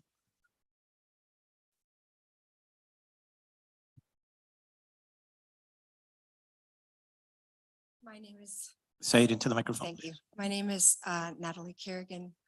Good afternoon to everybody. I have been an owner at Ensenada for the past 25 years. It was a very calm and quiet community. It is no longer that. My issue is foremost and at the top of everything else. I understand traffic, I understand development, I'm not against progress, but I am for safety.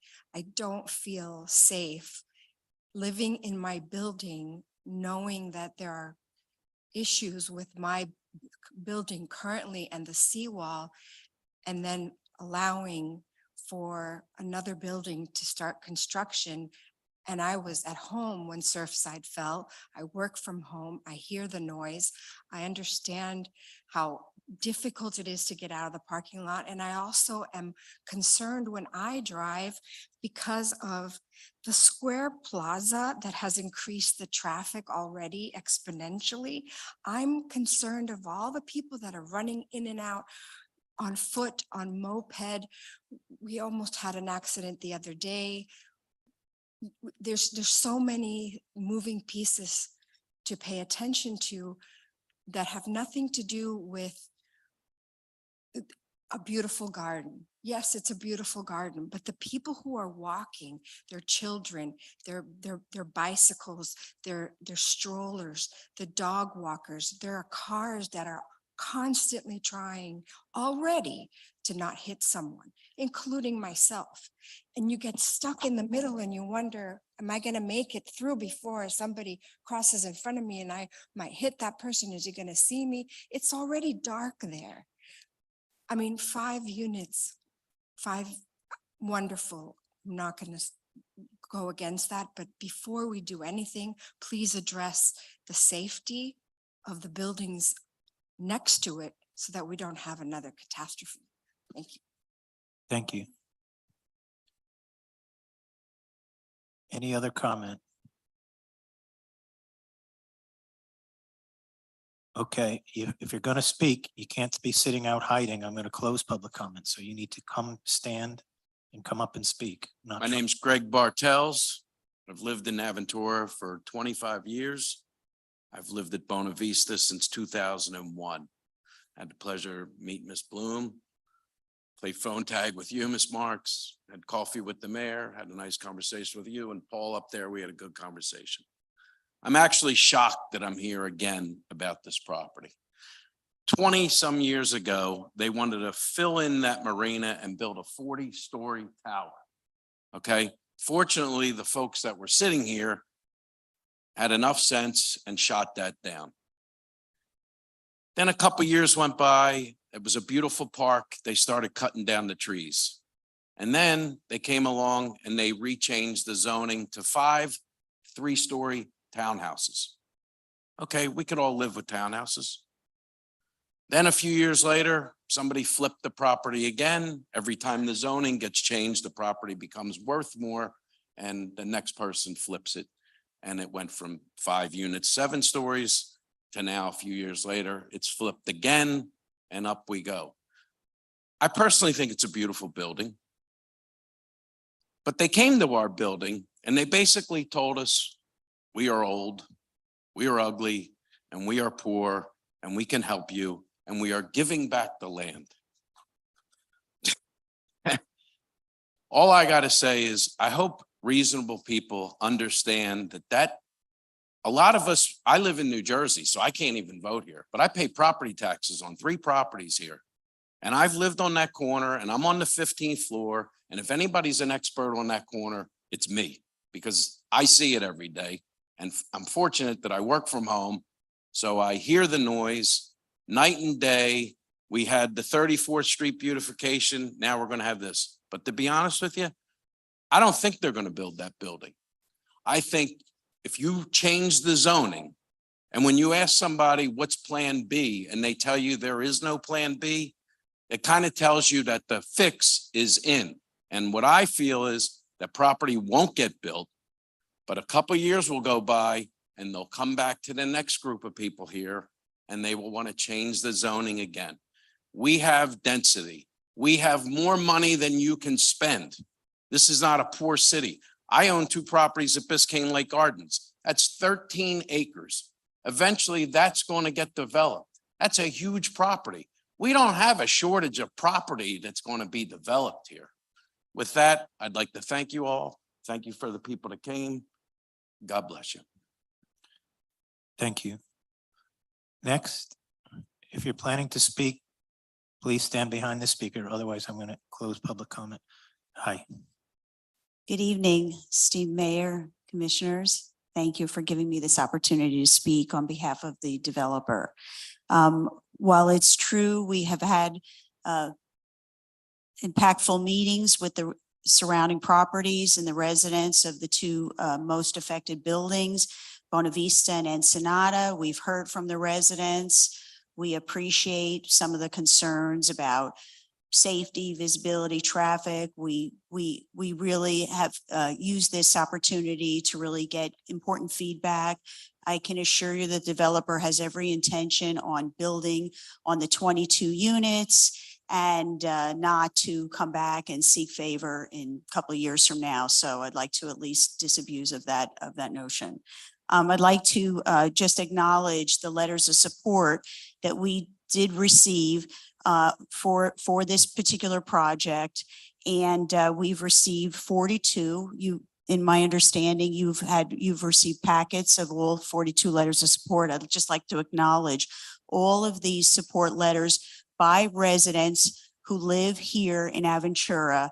Anna Elozano, Richard Fuselli, Leticia Fresmani, Anna Cabello, Emma Hazan, Solomon Horowitz, Fernando Valdivieso, Steve Snyder, Daniela Stefania Mendoza, Monica Sarmiento, Yvonne Balesta, Susanna Silbergeist, Andre Klimke, Claudia Serna, Roberto Fernandez, Robert Thorne, Richard Weinstein, Ivan Ramirez, Gisio Botiansky, Katie Mengelgreen, Craig Snudnitsky, Carolina Zarate, Joseph Cavana, Ricardo Lazoff, Yvonne Goldman, Giovanni Defendi, Claudia Dana, Claudia Cabrera, Jose Puerto, Peter Cutler, Michelle Strauss, Bella Vataru, Mila Vasquez, Ricardo Goyeman, Leolanda Paez de la Rea, Antonio Ronan, Phyllis Whiston, Sani Demel, Sarah Stein, Gabriela Espejo, Elena Lopez, and Ronald Lopez. So we have the letters of support. So want to just acknowledge that there is support for this beautiful project within your community, within your footprint and your boundaries. Thank you very much. Thank you. I'm going to close the public comment. Is there any additional commission comment? Vice Mayor? So I want to start off by thanking everybody for coming and voicing your concerns and reassure you that I am listening to what you're saying. You know, some of you talked about building something smaller on this plot of land. And I can tell you honestly that I would be very open to something like that. However, the reality is that land today is very, very expensive. So I'm kind of trying to look at this as a question of the lesser of 2 evils. What I mean by that is there's also an act that was passed through Tallahassee called the Live Local Act. And I'm not quite sure how that act could impact what would be developed if we don't accept this project. So if you will indulge me, Mr. Mayor, I would like to ask Mr. Klopp to perhaps explain to us a little bit about the Live Local Act and how and if this would impact, because this might actually be a better choice for us. Thank you, Commissioner, for the question. For those that have not heard of Live Local, let me explain what that is. A new state law that takes away some of the city's zoning rights when it comes to affordable housing. And what it says is that whatever the maximum height and whatever the maximum density is within the city's zoning districts can be moved to other places in the city without a public hearing, without a vote of the elected officials, and simply a permit is required to be issued for that proposed development. Now, you asked how it applies to this, and I am not an expert on Live Local yet. All of us planners in the state are becoming quickly experts in that because it is such a change in what we're used to. But I believe that a restrictive covenant that was entered into by the city and by the owner of the property at the time would withstand Live Local. So somebody that was trying to claim Live Local allowed them to build more than what is allowed would first still have to deal with the restrictive covenant and have that released. Mr. Mayor, if I agree with that. I think that the director is correct. Thank you. Other Thank you. commission, I'm sorry, Vice Mayor? Other commission comments? Commissioner Friedland? I just want to comment on the Live Local and any concern with Miami-Dade County and us being in the rapid transit zone area. First of all, I've actually spoken a little bit, done a little bit of research on the Live Local as I spent this week, last week at the University of Miami with the head of the House of Representatives, and Live Local will affect our tallest buildings. So I do not believe the 15-story building will be our tallest building, but once we have our maybe Hidden Bay or Aventura Marinas, our highest buildings will be our limit. So every time we go higher, we open ourselves up to going higher. That is not my concern with this particular project. My concern with this project, as Mr. Klopp just said, this covenant will still run with the land. This covenant that we agreed to make it 7 stories should still run with the land. That will not be taken away by Tallahassee. There's also this big concern that Miami-Dade County is going to force increased density. And I have asked for a meeting with Nathan Kogan from Miami-Dade County. I will repeat my request that he come and speak with our commission and truly discuss what this means and how it affects our city, which already has one of the highest densities in all of the county. Again, with regards to this property, 5 residences to 22 residences is not going to make us meet the cap that Miami-Dade County would ever be looking for. It doesn't have anything to do with either of those issues, which is why I think we need to protect the covenant that our former representatives entered into when they thought it was the best interest of our city. Thank you. Before, Commissioner, I just want to clarify something. I'm not referring to this project right now, but I don't want there to be confusion about Live Local. It is a nightmare, okay? Something called preemption, which means they're taking decisions out of the hands of your local government. Okay, we're facing pressure now from the county because they can preempt us. And we're facing terrible pressure now from Live Local, which is an attempt to spur affordable housing. So I urge you to Google in your spare time the Clevelander in Miami Beach, right in the heart of the Art Deco district. It's going to become a 300-foot building. The City of Miami Beach Commission can't do a thing about it, okay?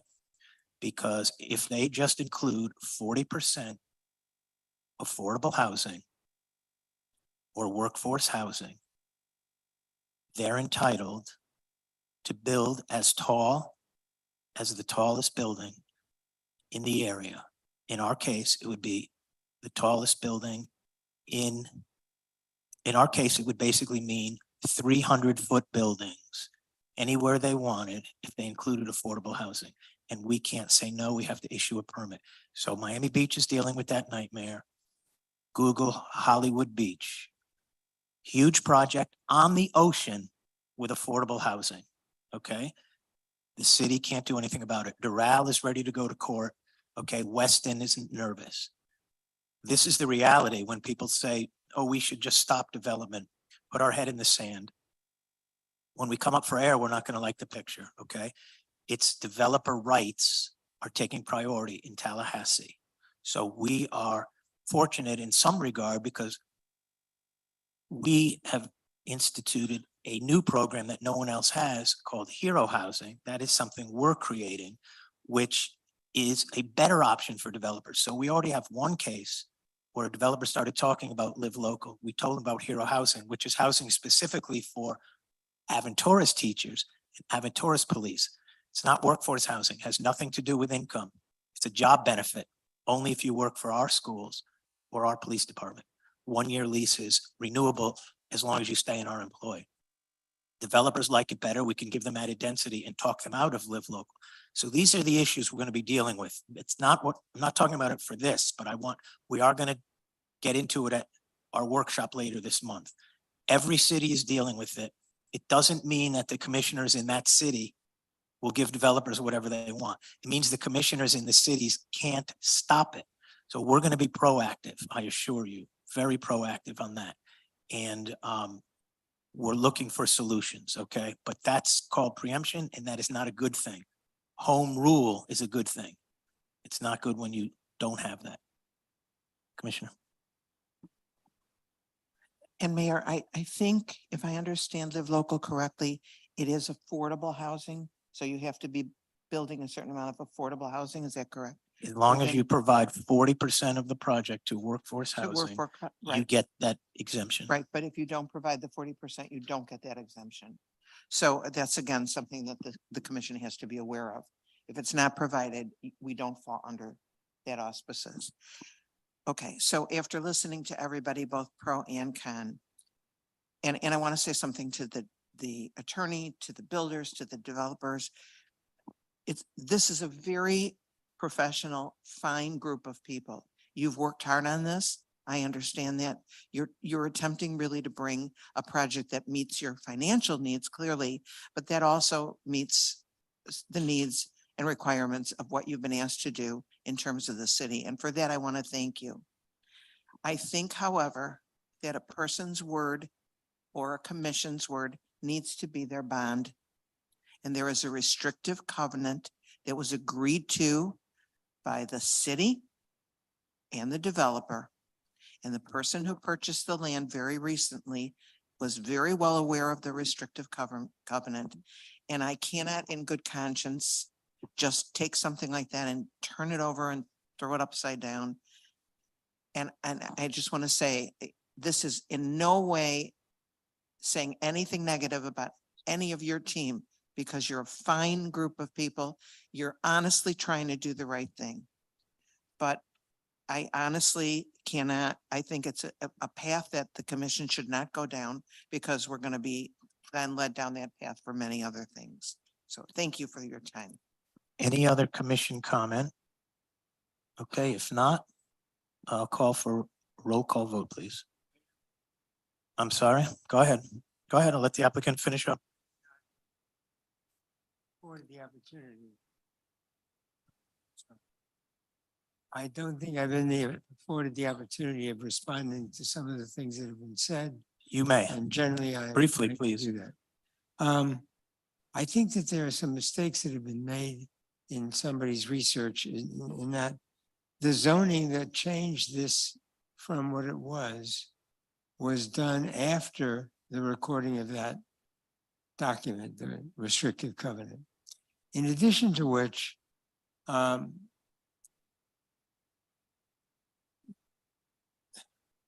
Marks, every time the city signs a unity of title, and the purpose of that unity of title is no longer needed or wanted, that document is changed. It's deleted from the record. Cities do that constantly. I think if you ask your city attorney, the fact that there's a recorded covenant, there are thousands of covenants recorded against properties that are released during different times and different ages. And this city has an absolute authority to do that. And I think they need to do that, because making this a 5-story, 5-unit building when you're zoning allows for 22 units on this property without any variances. It also allows you to, allows us, because of this 15-story height, to build enough parking for all of the people in the building, plus anybody who wants to utilize that as a guest of the marine, of the owner of that unit who lives in the building. We've almost doubled the parking requirements. Certainly, we are 192 feet, but that is the only variance we need. And it's really not a variance, it's a conditional use, I believe, yes? Yes. So the bottom line is that what you believe now truly is not the case. I think that when the city started making these changes, they always assumed that that covenant would have to be released, just like any other covenant that avoids, if you had a covenant that restricted something to a foot, you'd never be able to change it. And that would be ridiculous. And that's what's happened here. I must tell you one other thing. People have stood up and said that we're going to destroy the values of their apartments in this building, in their buildings. Now that's about as ludicrous as it could be. If we do anything, we're going to increase the value of every apartment in both buildings. And as far as height's concerned, the building next to us is 189 feet high. That's called Buena Vista.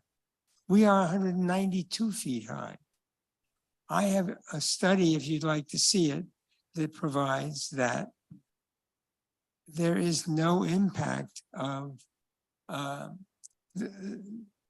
this building on any of the sun that reaches the two buildings. I also have here someone who will tell you that the amount of cars that will be increasing the traffic on those streets is almost non-existent. It's nominal. There will not be an impact that would damage the city, the current street structure.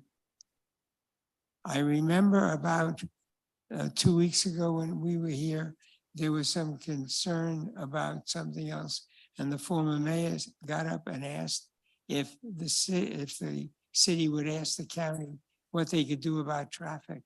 And I don't know what the result of that is, and I don't know if it's happened, but certainly there are other things that can be done to handle that traffic. And we are going to try and do the utmost in order to avoid that. But right now, when you go out there and you have traffic and you have a traffic problem, one of the reasons it's worse than ever is because all of the traffic cannot get onto the causeway from for example, where I live, which is in Turnberry Townhomes. For me to get here, I have to drive to 34th Avenue, past 34th Avenue, continue on till I get to 199th Street and go to the boulevard, or get to here and pull in here. But I cannot get on that causeway. So the traffic today is contributed by a lot of these factors. But I think that unfortunately, you're incorrect when you say we're going to do something that's wrong about changing this restrictive covenants. Cities change restrictive covenants constantly. And I know I've been doing real estate for a couple of years anyway. And we've done many, many, many restrictive covenants that we found in examining titles. Happens every day.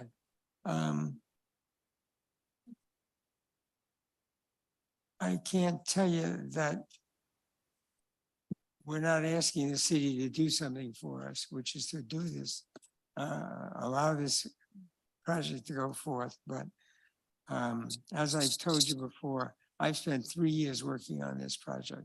We have had at least 10 different presentations to the city of buildings.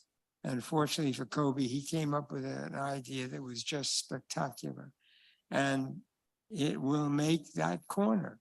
I truly believe it. I walk past that corner every day, drive past it every day. To get to my office, I have to drive past it every day. And I walk that circle every morning at 7:30 to 8 o'clock. And sure, there's traffic, but there's traffic every place in Aventura. Just like there is in Coral Gables, just like there is on US 1 going north or south in the morning. It's a fait accompli that if you want to have something good and something that's going to give the city a lot more income than the money they're receiving now and have received for the last whatever number of years has been a tax. Because the value of this property is not what it's being taxed for. Thank you. Commissioner Cruz, if you can hear me, do you want to speak? Yes, can you hear me? Very well. Okay, good evening, everybody, and I commend you all for speaking up. I understand this is a very controversial issue, and I understand a lot of my friends and neighbors have gotten up and spoken, and really this is a very difficult decision because it is a beautiful building. It is, I think it would add to our landscape and be a beautiful part of our city. That being said, obviously there are concerns which we as a commission have looked into. I believe from what I understand that of the 22 units that they're going to have there of 3,500 feet or so average. Most of those people are there because they have boats or yachts that they're going to have in the marina there. Our experience, or the experience of the people that we've spoken to, is that those residents would not be on premises half the time, or just be coming for vacations. It would be a second or third home.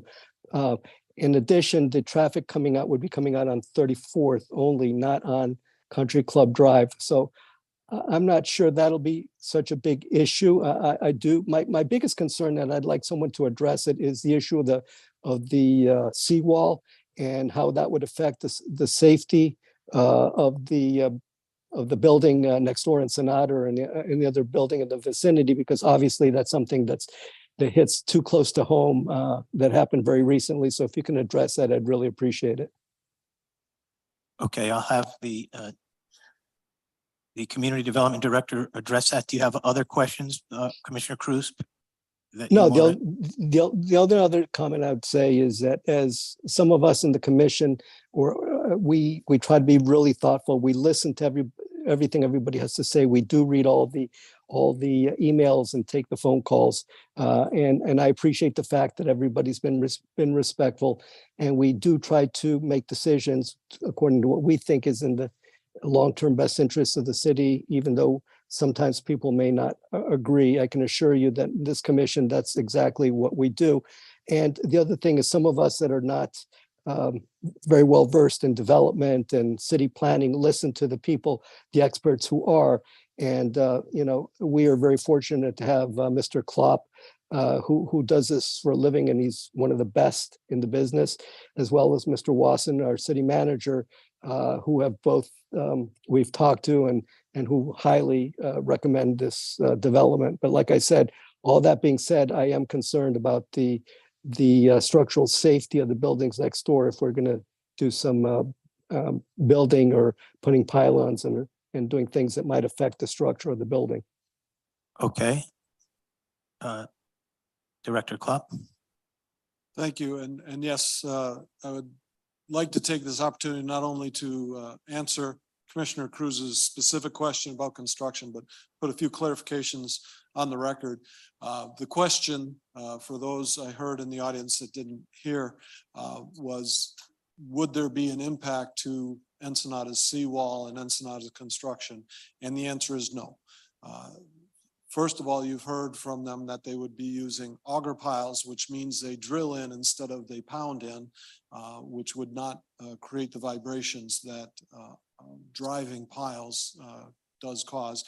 And even with that, there are requirements for testing to be done to ensure that whatever construction is done, it does not create vibrations to the neighbors. That is why we have a strong building department. That is why we have a strong Florida building code to ensure that those things, if the codes are followed and if inspections are done, which we do here in Aventura very strenuously, you don't have that concern. So to answer that question, one of the things I did want to clarify, there's been some comments about traffic and about lights at 34th and Country Club and at 34th and 207th Street.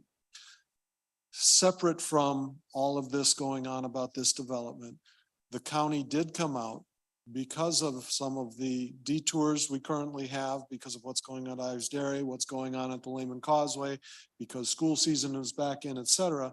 The county came out, looked at the two lights at these intersections and agreed that an adjustment was appropriate.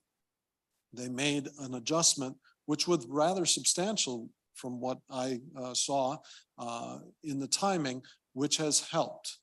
And when they did that, they identified other improvements, technological improvements called smart signals that could also help at this intersection. So that has occurred in within the last week or two, unrelated to this, but contributing to the fact that there are ways to resolve traffic. Now, there's also been the comment that this development, 22 units, would not have a significant impact on that traffic. And that is what the traffic engineers concluded. The generated traffic from this development would not significantly change, pro or con, the traffic at this intersection. It already exists. So I just wanted to clarify why some of the comments were about those lights and things that have recently changed. And then the last comment that I wanted to make, and is just a clarification. There was a resolution in front of you. We've talked a lot about this restrictive covenant that would be released. In the title of the resolution in front of you, there's a Scrivener's error. It's just a Scrivener's error, but it refers to an ordinance 2003-12, and I think it was supposed to be 2003-2.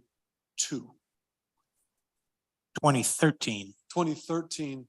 It's actually corrected. Yeah. Oh, it's corrected. Okay. So it was 2013-02. corrected. That was put on the, okay. Should So it be that- -12?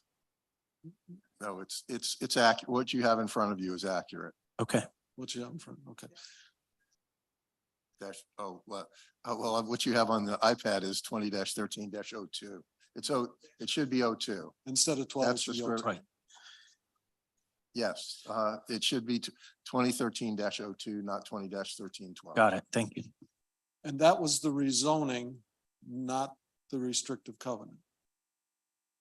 So, Thank you. And with that, I'm happy to answer any other questions that Commissioner Cruz has for the rest of the commission. I don't think Thank you he- very much. I'm good. Thank you. Okay. Okay, so I'm not sure if they have a second rebuttal of opportunity. Mr. Mayor, No. can I just say something before you all vote? And I may be stating the obvious, but with respect to restricted covenants, just so it's clear on the record, that you have no legal obligation to release the restricted covenant, nor are you barred in any way, shape, or form from releasing it. So it's completely up to your discretion whether you want to release it or not. There's no law that stops you from doing it. There's no law that requires you to do it. thank you. Do you have one last quick comment Last comment. to the microphone? I would like to thank the mayor for making the information available to all, I'm sorry. I'd like to thank you for making that information available to everyone. I knew about that, but my concern was that if I came up with that, someone might think that I was threatening you with building that type of building on this site. So that's why I didn't make any reference to it, but I thank you for doing that. Yes, and you never have, and I appreciate that. Okay. Oh, Commissioner Friedland.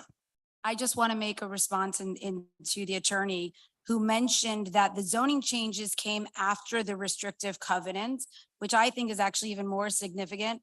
it means that the restrictive covenant, when the commission or the mayor before us decided that we would enter into this agreement, then the zoning changes came, and that makes it even more significant.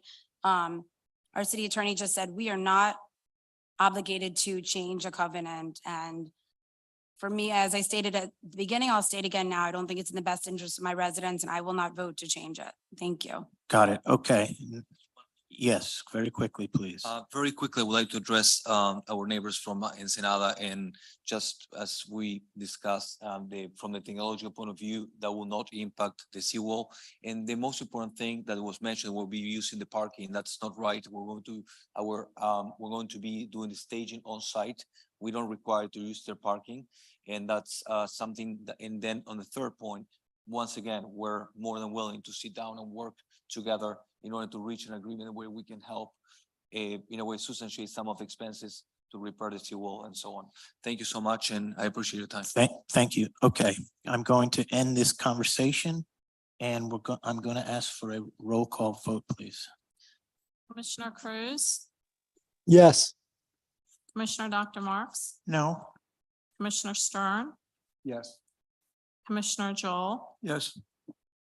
Commissioner Friedland, No. Vice Mayor Bloom, Yes. and Mayor Weinberg. No. The motion passes 4-3.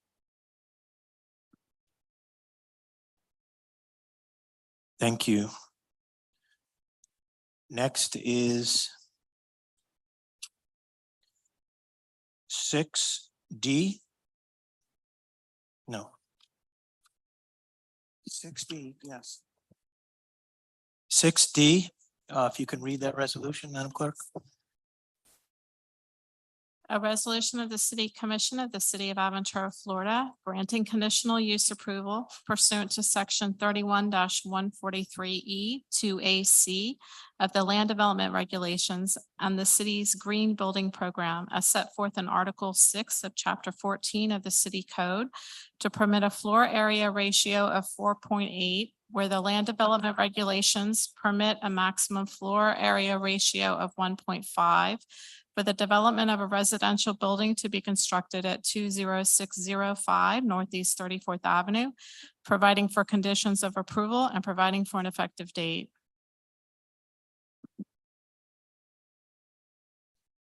Can I have a motion to approve, please?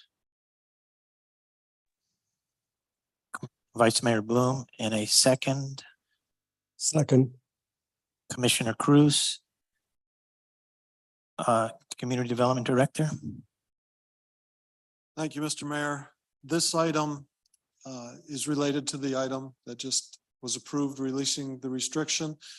The next step in the approval process is to grant conditional use for a floor area ratio higher than what the code calls for. They are eligible to request this conditional use approval based upon the fact that they will be building a LEED Gold building, which allows them to come in front of the commission and ask for additional floor area ratio to build the project. Staff obviously is in support of the project and thus is in support of this. Happy to answer any questions about this request. Any questions about this LEED certification entitlement from the commission? No? Okay. Any comments from the applicant? No? Okay. Any public comment on this particular item? Don't see any, so I will close it and ask for a vote. Commissioner Stern? Yes. Commissioner Cruz? Yes. Commissioner Friedland? No. Commissioner Joel? Yes. Commissioner Dr. Marks? No. Vice Mayor Bloom, Yes. and Mayor Weinberg. No. Motion passes 4-3. Item 6E, Madam Clerk. A resolution of the City Commission of the City of Aventura, Florida, granting a variance from section 31-143E3B of the city's land development regulations to permit a height of 15 stories, 192 feet, where a height of 7 stories, 80 feet is permitted for the property located at 20605 Northeast 34 Avenue in the city of Aventura and providing for an effective date. Motion to approve, please. Vice Mayor Bloom, and a second, Commissioner Stern, Community Development Director. Thank you, Mr. Mayor. This is the third and final item related to the Aventura Harbor project that we've been discussing. As listed, it is a variance to the height that is allowed. And staff is supportive of this project and happy to answer any questions regarding. Any questions? Seeing none. Any public comment on this particular item? Seeing none, I'll close it for public comment and ask for a vote. Commissioner Joel, Yes. Commissioner Stern, Yes. Commissioner Dr. Marks, No. Commissioner Cruz, Yes. Commissioner Friedland, No. Vice Mayor Bloom, Yes. and Mayor Weinberg. No. The motion passes 4-3.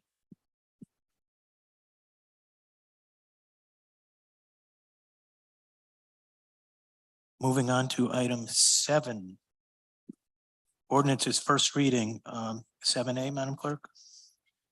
An ordinance of the city of Aventura, Florida, amending certain sections of chapter 30, article 3, division 2, entitled Stormwater Utility System of the City Code of Ordinances, providing for the collection of the stormwater utility fee using the uniform method of collection, providing for conflicts, providing for severability, and providing for an effective date. Okay, motion to approve, please. So moved. Commissioner Cruz, seconded by Commissioner Friedland. City Manager? Hi, Mayor. This is we're amending the code to allow the county, or we're amending our code that will allow the county to collect our stormwater fees through the county tax system, similar to before. It's for efficiency and to reduce the payment that we make to third-party providers to collect the money for us. Now it'll be collected right through your tax bill and returned to us. As for cash management, it's a much more efficient way to do business. Questions or comments? Seeing none. Public comment? Seeing none. Let's vote. Commissioner Stern, Yes. Commissioner Friedland, Yes. Commissioner Joel, Yes. Commissioner Cruz, Yes. Commissioner Dr. Marks, Yes. Vice Mayor Bloom, Yes. and Mayor Weinberg. Yes. Motion passes. 7B. An ordinance of the City Commission of the City of Aventura, Florida, amending Chapter 1, General Provisions of the City of Aventura Code of Ordinances to create Section 1-21 Camping Prohibited, providing for conflicts, providing for severability, providing for inclusion in the code, and providing for an effective date. Motion approved, please. Vice Mayor Bloom, seconded by Commissioner Dr. Marks. Mr. Manager?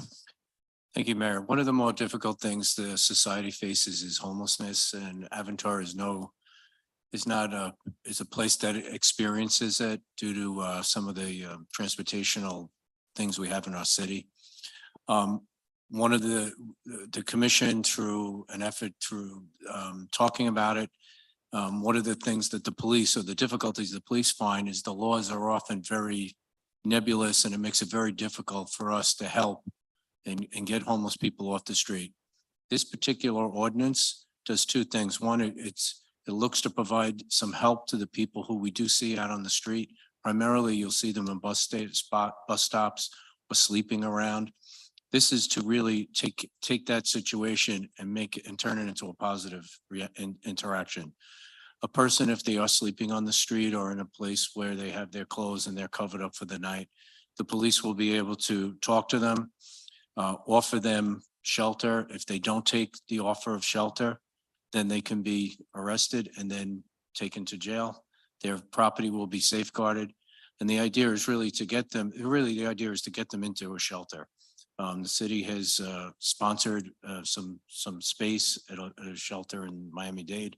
So that offer will be, when it is made, it will be a real offer, that it's just not lip service. The person is being given an opportunity to get some help. Thank you. I just want to say that I had brought this to the commission because I noticed that Miami Beach had passed on first reading an ordinance that strengthened their laws regarding homelessness. And it seemed that if we stood pat, our homeless population would increase.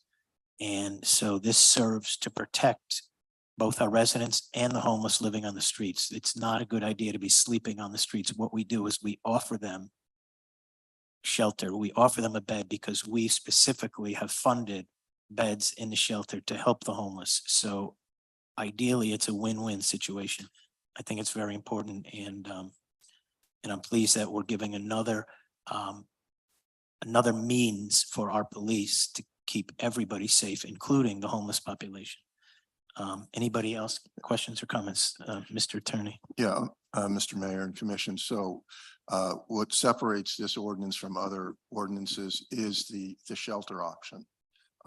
Absent some sort of agreement to offer shelter to people who are living on the streets, my sense is it would be struck down as being unconstitutional. This way, assuming it passes on second reading, there's a possibility of a challenge because there's a homeless coalition that challenges all of these ordinances. But I think that our ordinance would withstand judicial scrutiny. I mean, you never know, but that shelter option seems to be, what puts it over the top and makes it,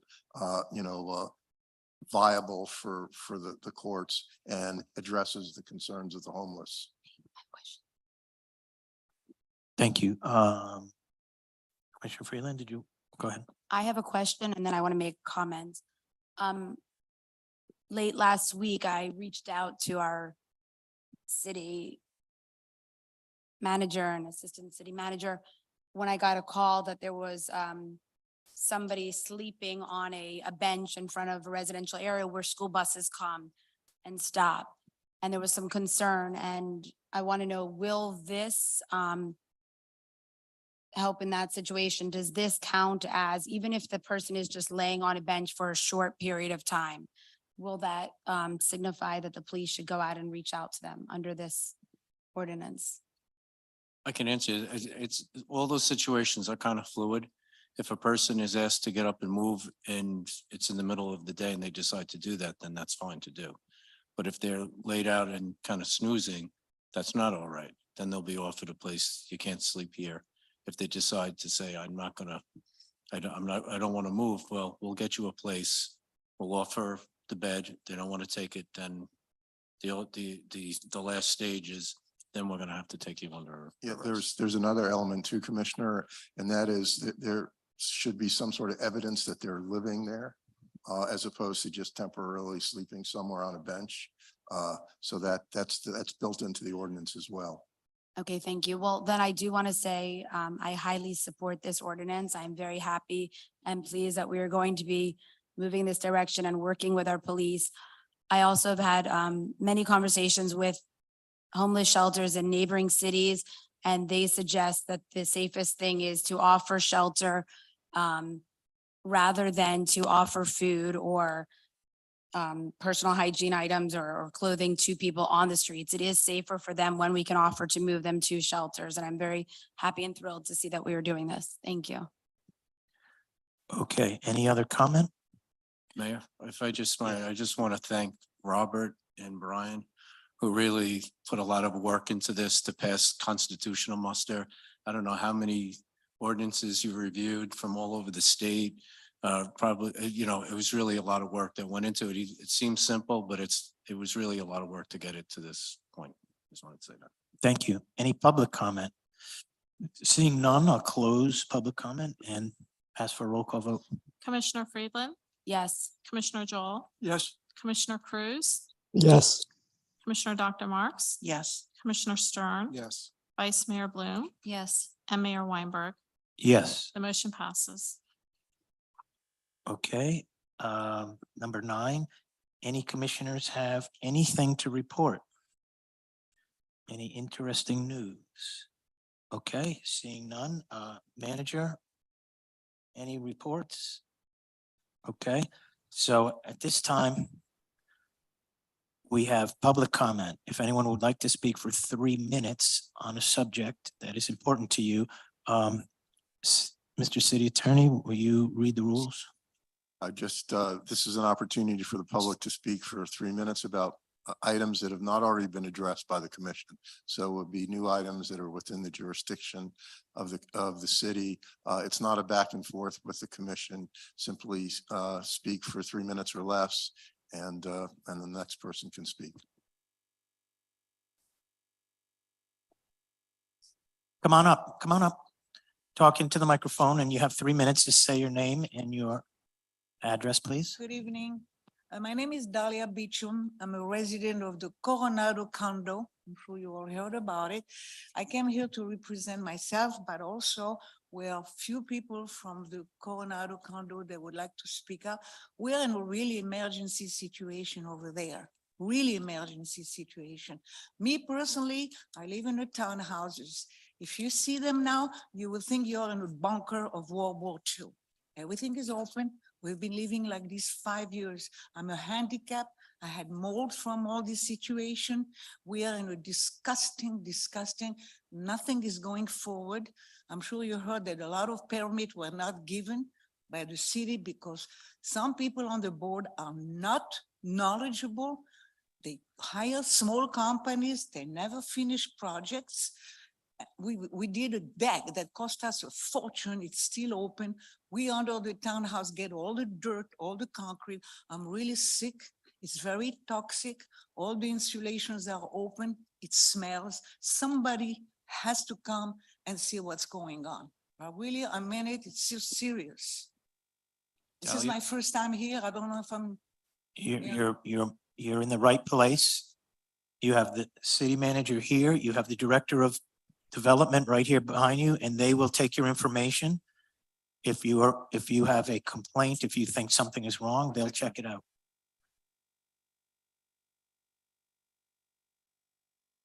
Thank you. Anybody else? Name and address, please. Good evening. Good evening. My name is Nicolas Enrique. I also live in Aventura for almost 8 years in the same place as Dalia. I would like to add and say that we also receive a report for the engineer. We have a problem with our garage. We have water intrusion every day. We have a problem with our pool. We have some bands that is already collapsing that we can see. I spoke with Mr. Villanova, Isaac Villanova, the city engineer. He went there, he made them get a report and seal to them. He gave them a time frame to get this fixed, but this was almost a year ago, and still today, we don't have any more news. I tried to contact them again. They say we cannot do anything. We must to report to the BPR. We try to the BPR, we try different places, but they say we need to file a civil lawsuit against them, and we don't want to do that. That's why we came here tonight to ask you guys for help. If you don't want, maybe you cannot get involved in the board, talk to the board to do something, but you guys can at least check for us the structure of the building that is really, really, really unsafe. All right. I think that's something that you have. Sure. This is the director Thank you. of development, and he's going to respond. Through the manager? It's okay. You know what? I just wanted to know, I didn't get what building. Coronado. Oh, God. So this is a very difficult question for us, as you all know. As the 40-year and 50-year recertifications come up and board of directors are making what they feel are the correct decisions, and residents, owners in the buildings may not agree that those are the correct decisions. And we have a code enforcement requirement.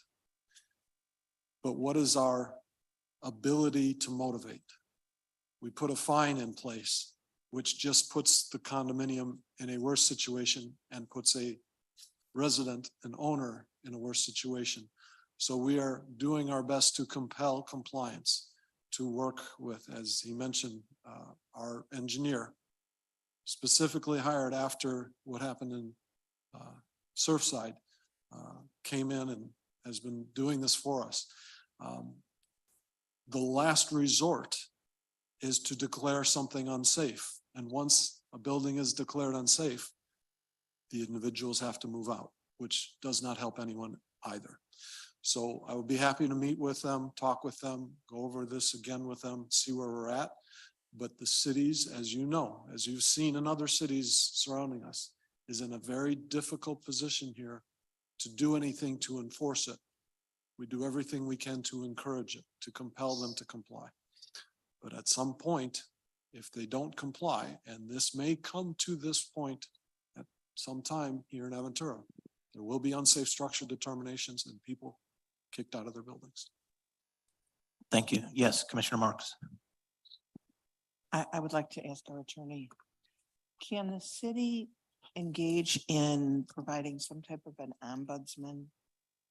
Because there are boards that do not necessarily, they're not bad people, but they may not know what's necessary and they may not understand the seriousness of certain things, like a seawall that might crumble or, buildings that have mold or whatever. I understand you're limited to fines basically, or shutting the building down. But on the other hand, we have to ensure that our residents are safe. And sometimes they're at a loss because they don't know what or how. Yeah, Is there something like that that can be I covered? I don't know if there's an office of ombudsman that deals with these kind of issues. Kevin, do you Through know? the state I'm there talking is. about maybe or offering someone from the city who would serve in that role. Again, not talking about like in Kevin's department, but rather just somebody to help because they don't know where to go or what to do. And if we shut the building down, they have nowhere to live. But on the other hand, if we don't shut the building Right. down, something terrible could happen. Let- So I'm not purposely evading your question, but to Kevin's point about shutting the building down, that happened in North Bay Village recently, where they had to shut a building down. And it was a Herculean effort, but they got all those people relocated in a very short period of time. I'm just So asking if we it's could a look into it, reality. if there's an opportunity like that. Certainly the state has an ombudsman for board relations with their residents that they can turn to. They're overwhelmed with these types of things, et cetera. We provide guidance. We will go out, we will talk with the board members, we will provide information, we will explain the process. We provide the county's interest-free loans for assessments to conduct these things, 20 years interest-free to residents that qualify. Huge benefit, but they have to take the right steps to get the engineers, to get the plans drawn up, to get the permits. And we will guide them in that. We have the But staff that's to my help. point. You have certain boards, and it's sounding like that's what's happening here, that aren't going to do that because they don't think they're doing anything wrong. And where somebody could maybe come in and help that. This is an We're happy to awful try. situation. It's No, very sad. at some point, the city's hands are tied.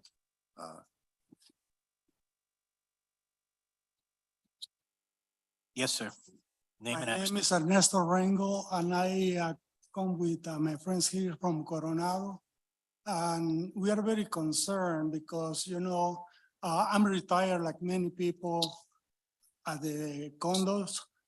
And we don't have the money to pay for special assessments and this and that. And I think that you should create a group to visit all the condos, because most of the Coronado is just condos. And most of the boards have many problems. There is no transparency. They don't tell you where the money goes, what they do with that money, and we have to keep putting more money. I don't have it. I retire. I get what I get. I cannot pay more extra special assessments. We already have two. And they are thinking about putting one more because where the money went, I like to have somebody send and check the last board, the ex-president of the board. He made contracts by himself without the consent of the rest of the board members. He certified the work concrete work for resurfacing the pool and everything. Got a contractor from Atlanta with no license there, no license here. And we are stuck. When the senator spoke, were you here at the beginning of the evening? When the senator spoke, Senator Pizzo, remember he gave out his cell phone number? Okay, I urge you to call him. Other condominiums have done so. He'll do what he can do, and he has more resources because he's at the state level. We don't have the manpower or the woman power, but he has more access.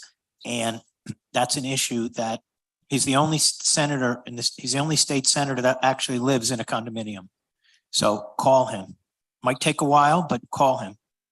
Okay. Thank you. The next thing, if I can, you know, I know this is not related to you, but you know, taxes, the insurance, everything is going up. Too many people are leaving the state because of this problem. I came here from Seattle, Washington, because of the weather, because I wanted to retire in a nice place. I came like 2.5 years ago, and from there, up and up and up. I don't get 20% raise every year or whatever. My IRS or whatever, you know, say, hey, you need to pay, and I have to pay taxes. We've been told that they're gonna work on the insurance problem in Tallahassee this year. We're all victims also. Keeps going up and up. More companies leave the state. Agreed. It's a serious problem. We know it, and that's done at the state level also. Yeah, I know, but maybe you have a connection. Yeah, to say, we're hey, going there. We're going there, and we're gonna ask them to really try to solve it, because for condominiums in particular, it's a problem. Thank you. Thank you. Okay. No more public comment. I'm gonna close it. I'm gonna ask for a motion to adjourn. All those in, motion to adjourn? Okay, Commissioner Murphy, second, Commissioner Stone, all those in favor say aye. We're adjourned.